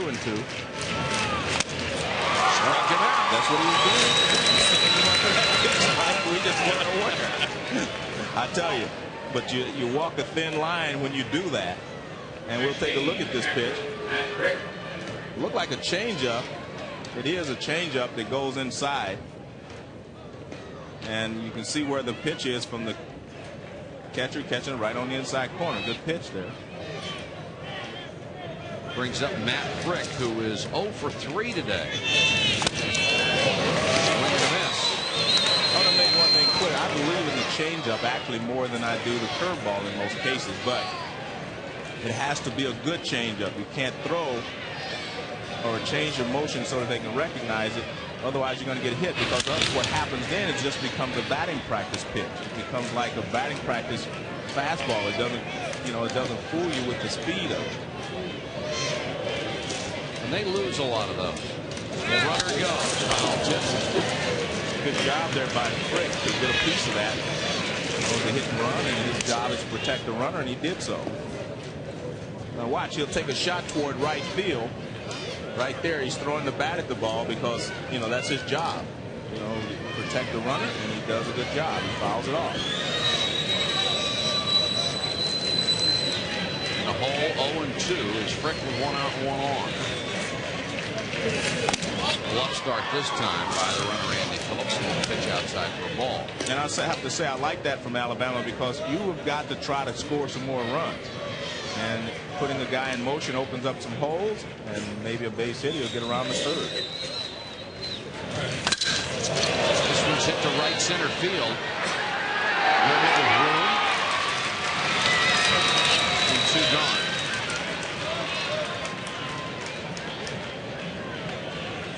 And here's the hitting star, G.W. Keller, back in the 5th. His 3-run homer to right field. Now stands as the difference in this ball game. It was his 21st of the year and gives him 67 RBIs on the season. And it wasn't a bad pitch. No. Hit it well to right field, plus he got a little wind help, so not a bad pitch. Alabama batting in the top of the 7th. That one just drops low. A ball and no strikes to Keller from Phoenix, Arizona.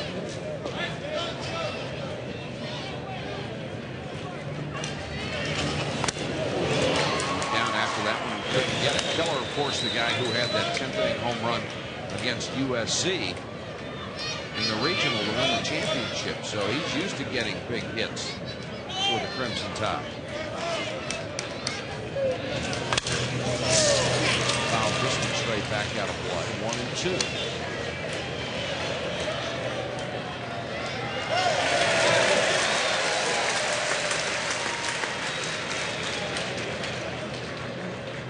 Alabama struggled in its first couple of games heading in the College World Series, but they exploded at the end of the Mississippi game and Mississippi State game, and they did very well here today.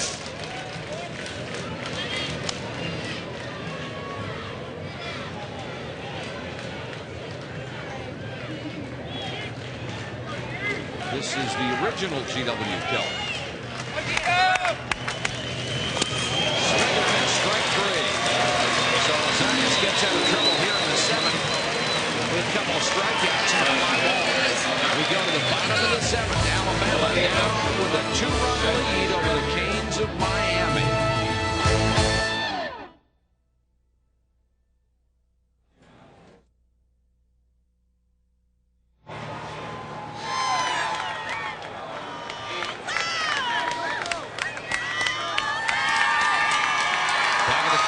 World Series.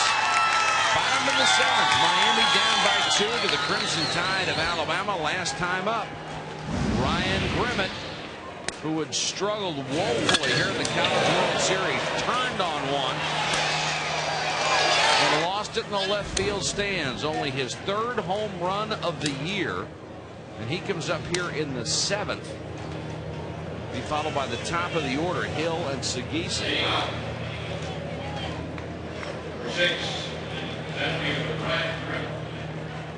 Facing Jared Kingery. Trying to bunt. That's a good idea right there. You know, I mean, they probably didn't expect it because he hit a home run his last time up, but his job is to try to get on base and get something started here in the 7th. And hitting 9th, he's really like a second leadoff. And been until the 10th.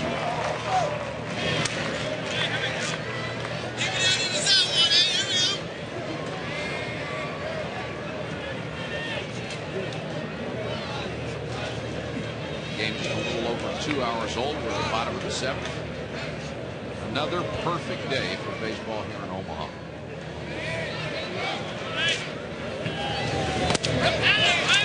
Strike 2 call. 1-2 to Ryan Grimmett. Of course, as a former leadoff hitter, he is used to hitting with 2 strikes, trying to take as many pitches as possible.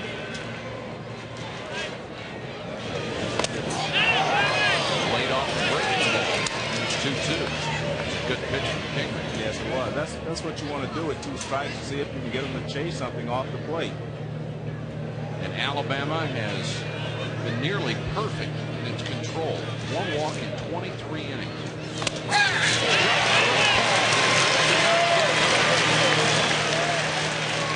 fastball on the outside corner. We'll take a look. Fastball right over the outside corner. At least that's the strike zone that we're using.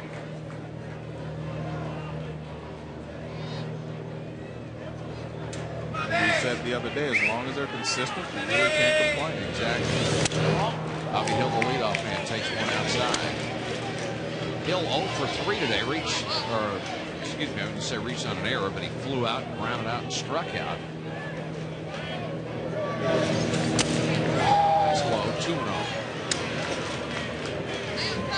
Well, we saw what walks can do to a pitching staff. UCLA run out of town on the strength of all the walks their pitching staff this year. Strike call.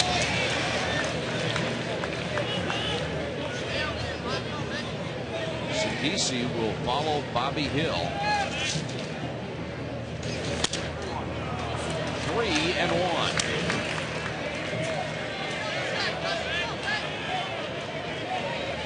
Sounds so simple. Throw strikes. Yeah. But if you do more often than not, you're in great shape. Walked it.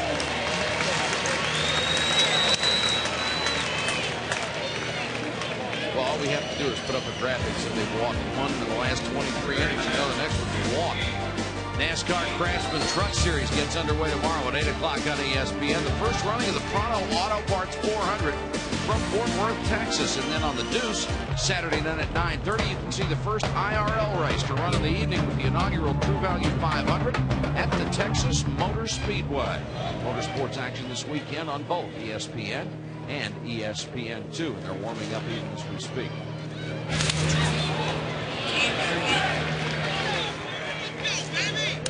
Hill, an excellent base stealer, 40 out of 53 this year.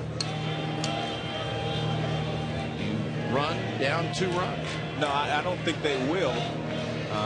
First of all, you got that hole on the left and right side. I think you should hold it, leave him there.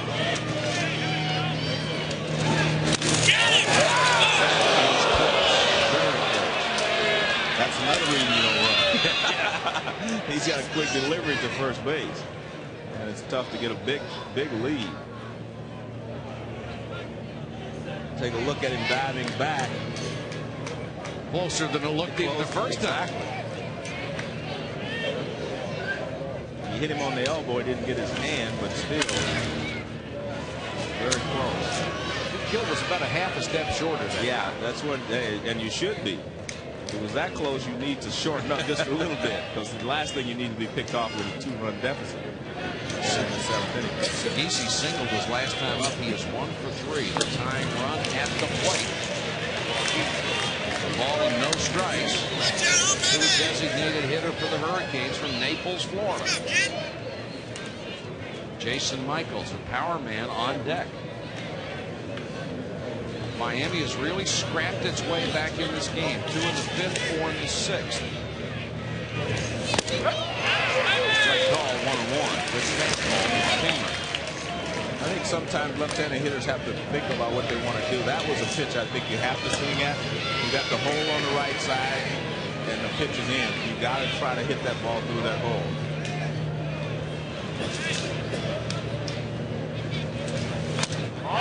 Outside, missed the corner, 2-1.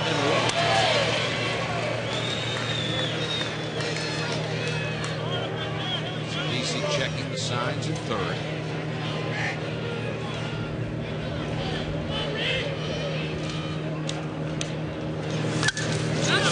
Fastball fouled straight back, 2-2.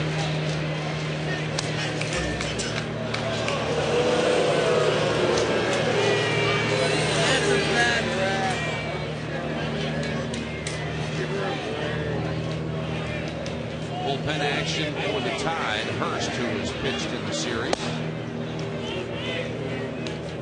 Kingery is still the man, however, for Alabama.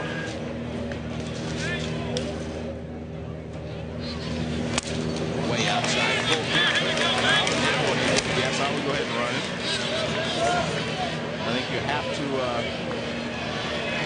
put a little more pressure on the defense if you can. You have to figure, since he's left-handed, he's going to get a pretty good look at it. Maybe probably not going to strike out. Ball 4. The time runs are aboard on consecutive walks from Jared Kingery.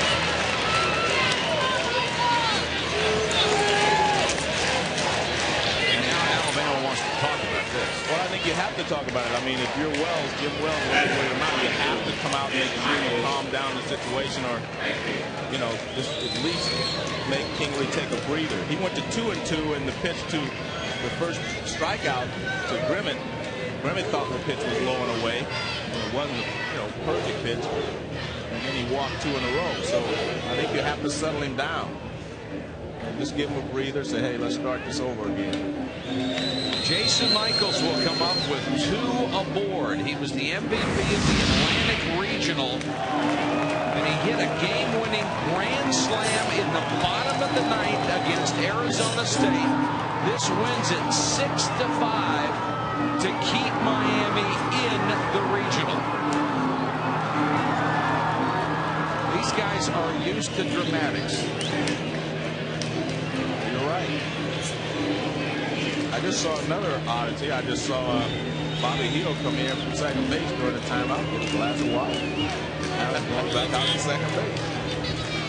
Here's Bobby running back to the second base. He says, I'm first base, man. Got a little water. Why not take advantage? I guess so. Back-to-back walks after a strikeout. Tying runs aboard for Jason Michaels, who is 2 for 3. Also bounced into a double play.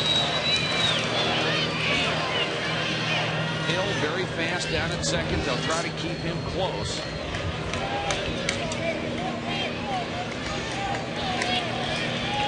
Michaels earlier this year had a 23-game hit streak, which was then a team record.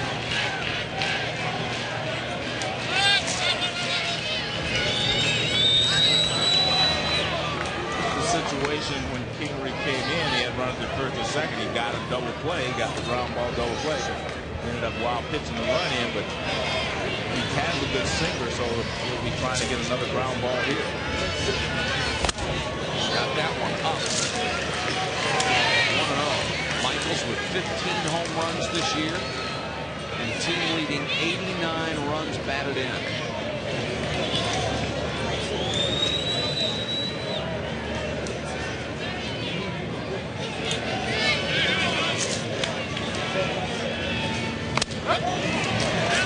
Right call. if that ball was inside. Looked like a changeup. 2 on, 1 out. Miami 7. The Canes down to the Crimson Tide by a pair. Alabama jumped out to a 7-0 lead. Swing and a miss. Got a big cut of the fastball. Well, that's a good pitch sequence. If you get a guy to take the changeup, get him looking for something off speed, you come back with a fastball, and you see he's in a good spot, up a little bit, and he throws the fastball right by him. Good look from the umpire's mass cam. 1 and 2 to Michael. Down to third. Phillips steps in the back.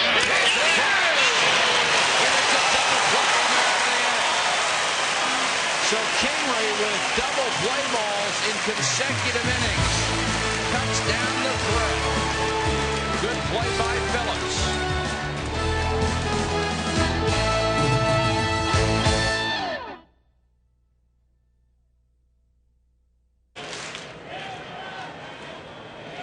No, I mean, he just... We go to the 8th with Alabama over Miami by 2. Joe, you've said it repeatedly, and so the other coaches who have come in here. Infield play is huge. You have to make the routine plays and turn 2 when you have the chance, and they did it. You're right. I mean, you have to. Infield play is the most important thing over the years I've seen here at the College World Series. Teams that execute well are usually the ones that are in, the Final Four. Robbie Tucker now 1 for 10 here at the College World Series. And even 1-1 is the... No, I think it's 0-2. It's got to be 0-2. Yeah, he's one he missed twice. And they correct it. So he's in a hole against Ozias.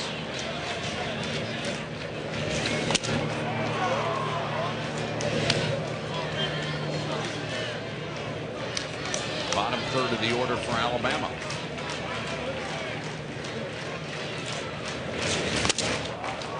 Fastball, 2-2.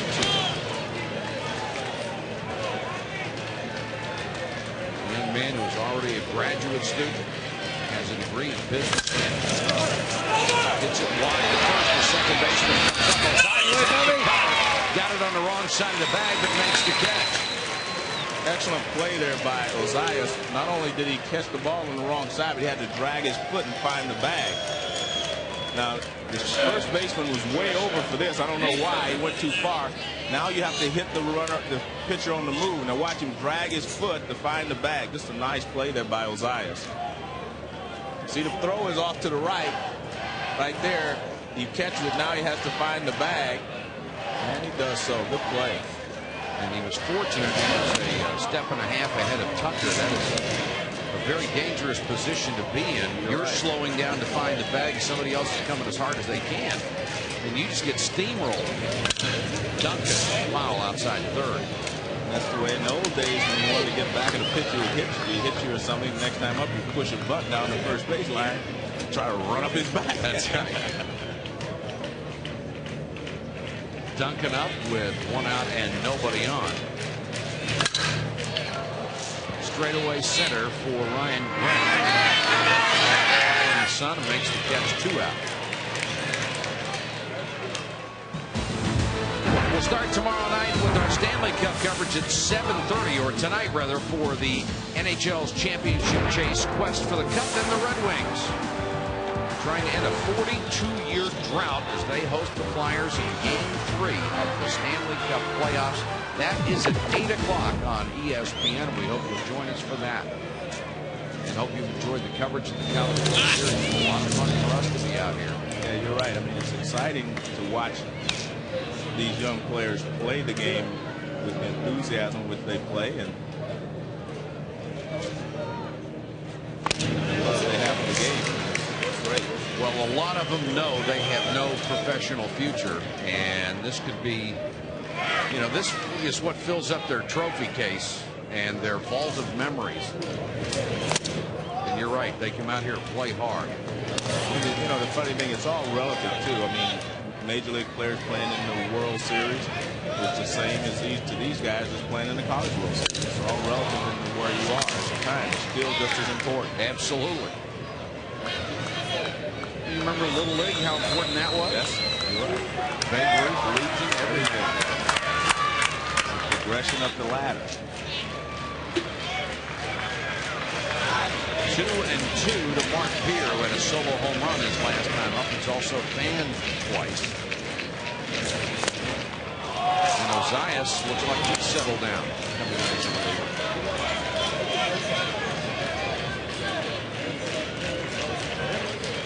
Here's the 3-2 to Beer. On the ground and short. Brewer throws him out. 3 up, 3 down for Alabama in the 8th. We go to the bottom half of the inning. The Tide still leads by 2.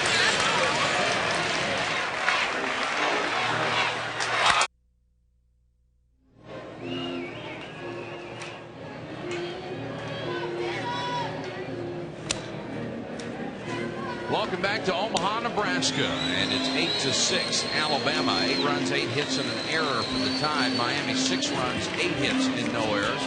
Both teams have come up with 4 spots, and let's go to Larry Conley. Larry.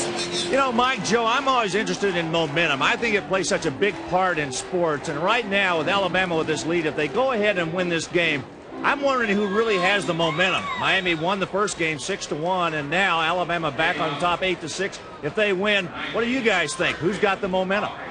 Well, I think if Alabama's able to beat them, I think they feel like they have the momentum. And it's a funny thing about this game of baseball, because if you go up there and you get 4 for 4 and then you make 2 outs in a row, you start to wonder about yourself. And it's the same as a team. You win an evening and beat a team several times, all of a sudden they beat you. And it just changes. It's what we saw, with Henderson. Heath Henderson was rolling along, and all of a sudden, once they got 2 runs, then they were able to come back on him again. Up leads it off. Burrow. He skies it to left field. Giacomino. Run down, and that means Burrow comes up to the bases empty.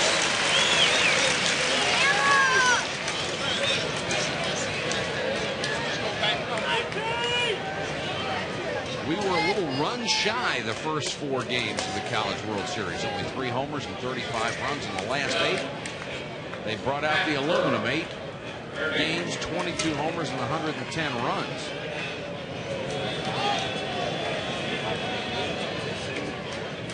Burrell singled his last trip. Ball down the middle. 4-1.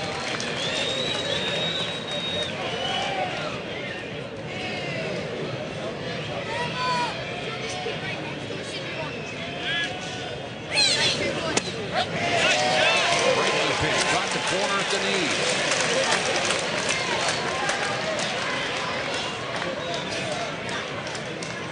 Kingery has just been superb in postseason. Trying to save this one.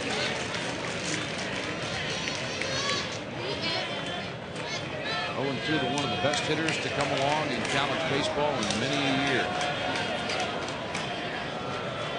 Burrow has hit over 400 in his first 2 seasons. And he said when he came to Miami last year, he didn't even know how much he was going to get to play, and hit over 480. He got to play a lot. Let's go, Bama! They're 1-2.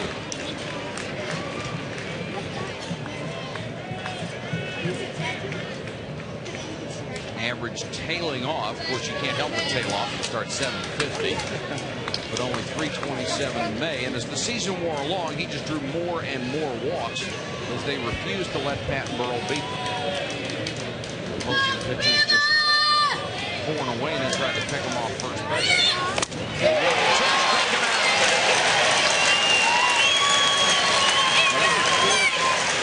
Selection of pitches there. He threw him a fastball for a strike, got a breaking ball on the edge for a strike. Missed with one, a breaking ball. He comes back with a good fastball, and this one is actually by him. You can see he was late on it. Had some heat and had some movement. You're right. Now watch these pitches. He wants it up, and he gets it halfway there. He didn't get it up as high as he wanted, but that's what the catcher was calling for. He wanted a fastball up. 2 out, nobody on for Mandy Giacomino. Was struggling last inning with a pair of walks before getting out of it with a double play. Has found his rhythm.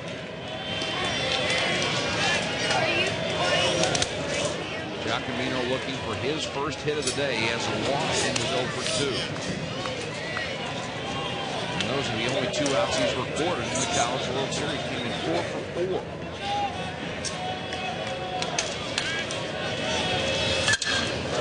Skied to left.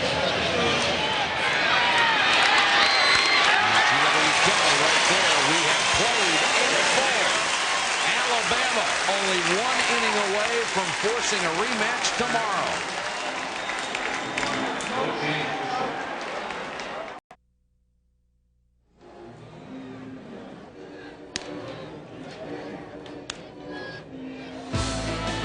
Top of the ninth, Alabama holding on to a 2-run lead over Miami. LSU awaits the winner Saturday in the championship game. If Alabama holds on to this lead, they would meet Miami again tomorrow, 3:30 Eastern, here at the College World Series in Omaha. If Miami should come from behind to win it, then there would be no game tomorrow. Miami and LSU would play on Saturday, 1 game for the title. And Eddie Reyes, a junior right-hander from Miami, comes in. And he will be the 3rd Miami pitcher. And one thing that losing a game does, it just stretches your pitching staff that much further. They have another game tomorrow. Both teams will have to use up another pitcher. And LSU is sitting comfortably there with its rotation already set. Now, you're right. That's why it was, if you're Miami, you wanted to win this game so to give yourself a day off. Especially with Arteaga ready to go. He's such a wonderful little left-hander. But we are told he will go tomorrow. And there's Morrison, the closer. They wanted to get him some work. Reyes has been primarily the setup man this year.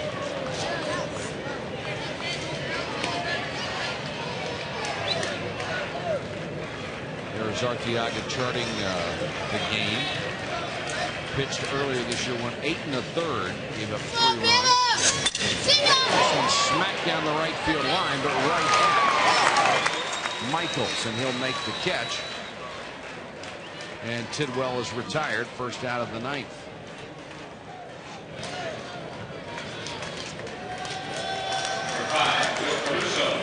And here is Joe Caruso.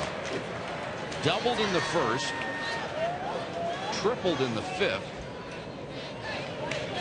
2 for 4 in this game, and 10 for 18 in the series.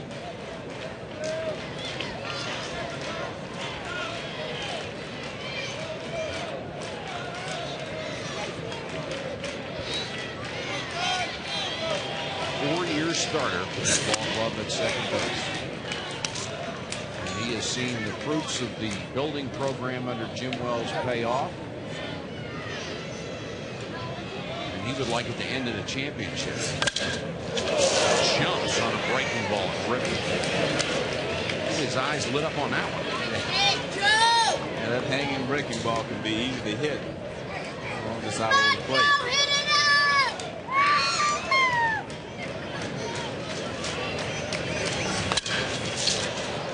Slap down the right side. Huff giving chase, but it twists back in the seats.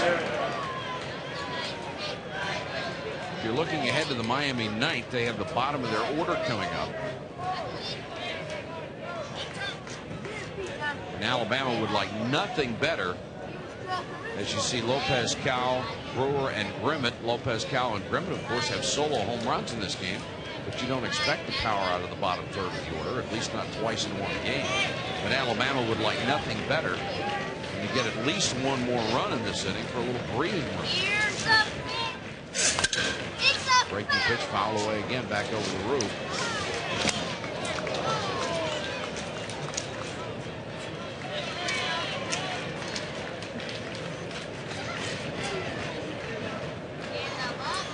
Of course, there's something about a team with a lead. They just don't seem to be as aggressive swinging the bat. And I think that's just all psychological. Yeah, what it is. It's the approach to hitting, you know, and like you say, psychologically, you're just thinking, well, we need 3 outs to get this over with. Yeah.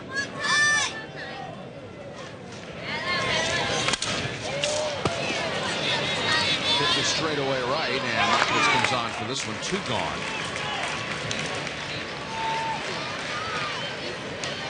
And Reyes has induced 2 straight batters with the ball in the air to the opposite side.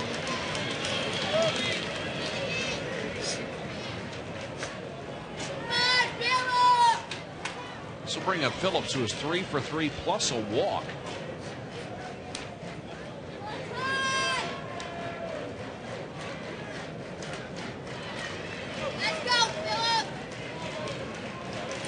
He's certainly come out of his slump. Off-speed from Reyes. Another guy, when he's going to try to throw something off speed, changes his motion, slows down his arm. Very few people can throw a sidearm changeup without changing their motion. Gene Garber could, but most guys have a problem doing that.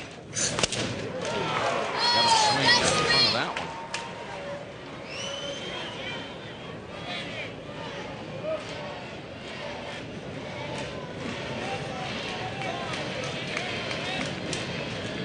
Base is empty. 2 outs for Phillips.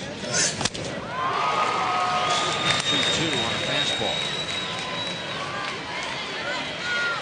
If Phillips can keep it going, the cleanup man Dustin Moore would be next.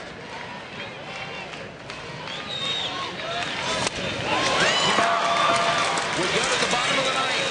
Alabama with a 2-run lead, hoping to play again tomorrow.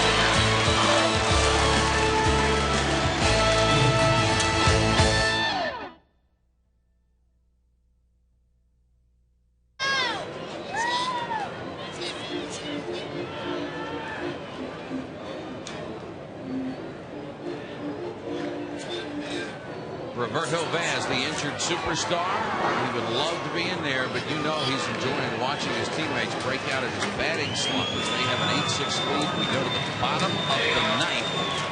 Lopez Cal will lead it off for Miami. We'll take you back to the 5th inning when he hit a screaming line drive into the right field. City's only his 5th home run of the year.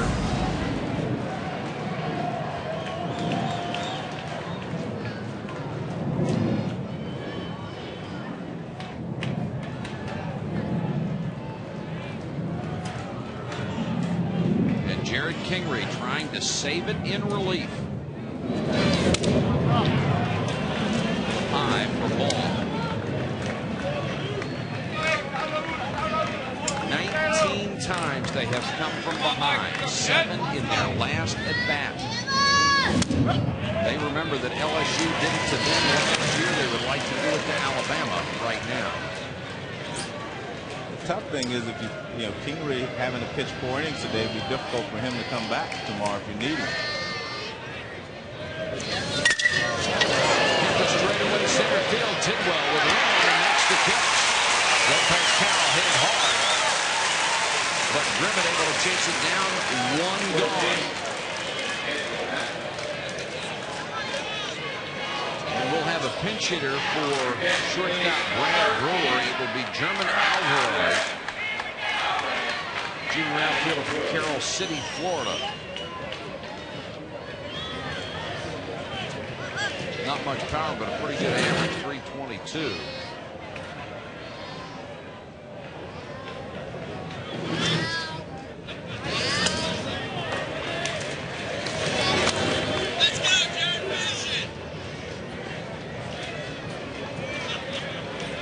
Ryan Grimmett is on deck.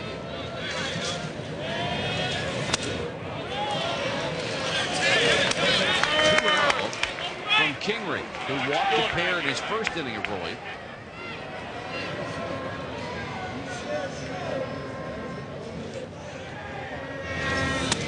Fours a fastball in there.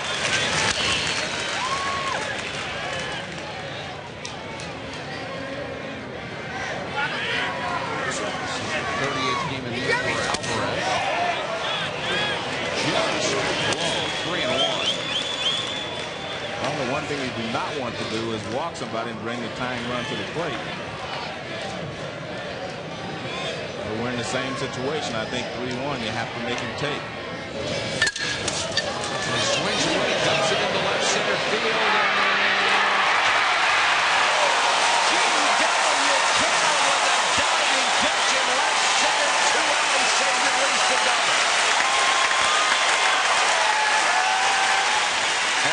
catch there by Keller. I mean, he got a good jump. You could see him closing the gap quickly. But at the end, he had to end up diving for it. You see him, he's closing the gap. So he's running right at the ball. He doesn't, you know, just nice play there by Keller. He took a direct route right across to the ball and got there. And again, I just find it difficult. You're down by 2 runs with an out in the 9th inning, and you're swinging 3-1.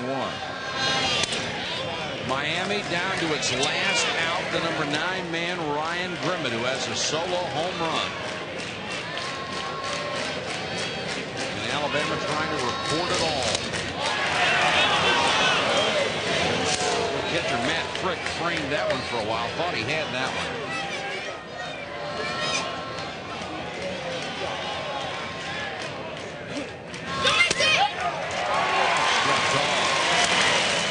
Kingery has not allowed a hit or a run in 3 2/3.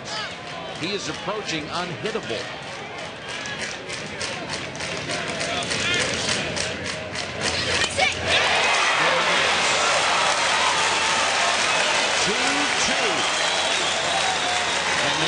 With a sense that they are still alive, they would go again tomorrow against Miami in what would be an elimination game.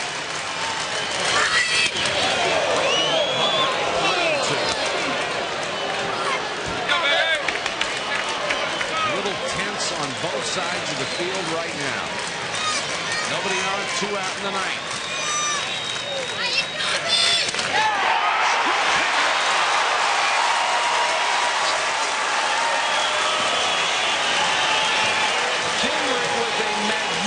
Performance, another one out of the bullpen. I think it was amazing how well he pitched. He came in with runners at first and second, got the double play ground ball, which is exactly what he needed to get out of that inning. And he pitched very well. He shut him out for the last 3 innings. So just an excellent job by Kingery. Unfortunately for Alabama, I don't know if he could pitch tomorrow, but then again, I'm not sure. He's pitched in 3 College World Series games. He is 2-0 with a save. Yeah, here's a fastball. I mean, that's a good pitch. That's too good a pitch to take. And Kingery, watch his reaction here. He says yes. Another one in the book. And as you said, Bass tries to lead him out, but he can't get out there quick enough.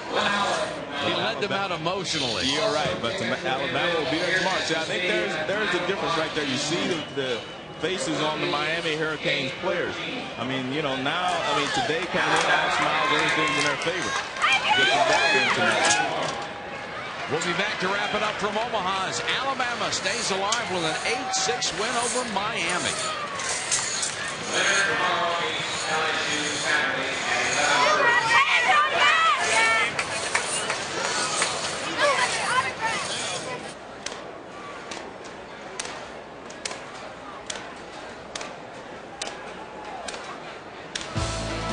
Huge win for the Crimson Tide of Alabama, 8-6 as Kingery comes out of the bullpen, allows no hits in 4 innings. Here are the updated brackets. LSU with a day off, waiting for the winner. They'll play Saturday, and that will be determined tomorrow afternoon at 3:30 Eastern on ESPN when Alabama and Miami will stage a rematch. Let's go down to Larry Conley. Thanks, Mike. I'm standing here with Joe Caruso, one of the hitting stars for this Alabama club. In fact, probably the hitting star of this whole College World Series.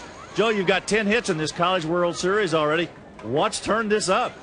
I think I'm seeing the ball real well right now. They're throwing me fastballs, I'm hitting them. They're throwing me curveballs, I hit them. It just seems like no matter what pitch they throw me, I'm ready for it. Let's take a look at this triple that you hit earlier today. Tell me a little bit about it. Well, it was a changeup. He kind of hung in a little bit, and you see I drove it to dead center, and I thought the guy caught it at first, and then I turned into gears and got to third. Are you guys finally over the hump with Miami now? I mean, you lose 6-1. Now you come back and win this game. Has everything shifted in your favor? I believe so. I think they have to put a lot of pressure on Miami now. They were looking to get by this game and have their #1 pitcher going into Saturday, but now they got to throw their #1 against us, and if we get out on top of them early, they got to be a little shaky and scared. How about the loss of Roberto Vaz? Has this really made you struggle a little bit with your offense? I know the pitching was important, but the offense too. Now, I believe the offense struggled early just because we were having bad at-bats, not swinging the bats well. If we had Rob in here, it'd definitely be a help. A guy who hits 400, a great leader. 20 home runs. It's just a guy you miss, but it's just something you have to overcome. Joe, this is a club that's played well all year. You've been ranked #1 for most of the year at the end of the year here. This is a team that's very confident right now. You've beaten Miami. You want a shot at LSU? Oh, yeah, definitely. LSU is always the premier team in the country. The guys that always get to the championship game, they always find a way to win. And that's the kind of program we want to have at Alabama. You know, coming from the SEC, we're real glad they're over there, and we hope we meet up with them in the finals. Okay, great, Joe. Thanks. Good luck to you. Mike, a lot of confidence right now bringing in this dugout. I think they earned it, Larry. They really broke it out today, 8-6. Henderson is the winning pitcher, his 13th against 2 defeats. Alex Santos takes the loss, 9-3. Kingery gets his 4th save. You can't say enough about Kingery. He has been devastating coming out of the bullpen. And Joe's remark about whether they'll be able to use him again, we'll have to wait till tomorrow and see. The final score, Alabama over Miami, 8-6. We look one more time at the final brackets. LSU 3-0 awaiting an opponent in the championship game. We'll get an answer tomorrow afternoon, 3:30 Eastern on ESPN, as Miami and Alabama meet one last time for a berth in the title game. Coming up next at Sports Center, for Joe Morgan, Larry Conley, and our entire ESPN crew, this is Mike Patrick, and this has been a presentation of ESPN, the worldwide leader in sports.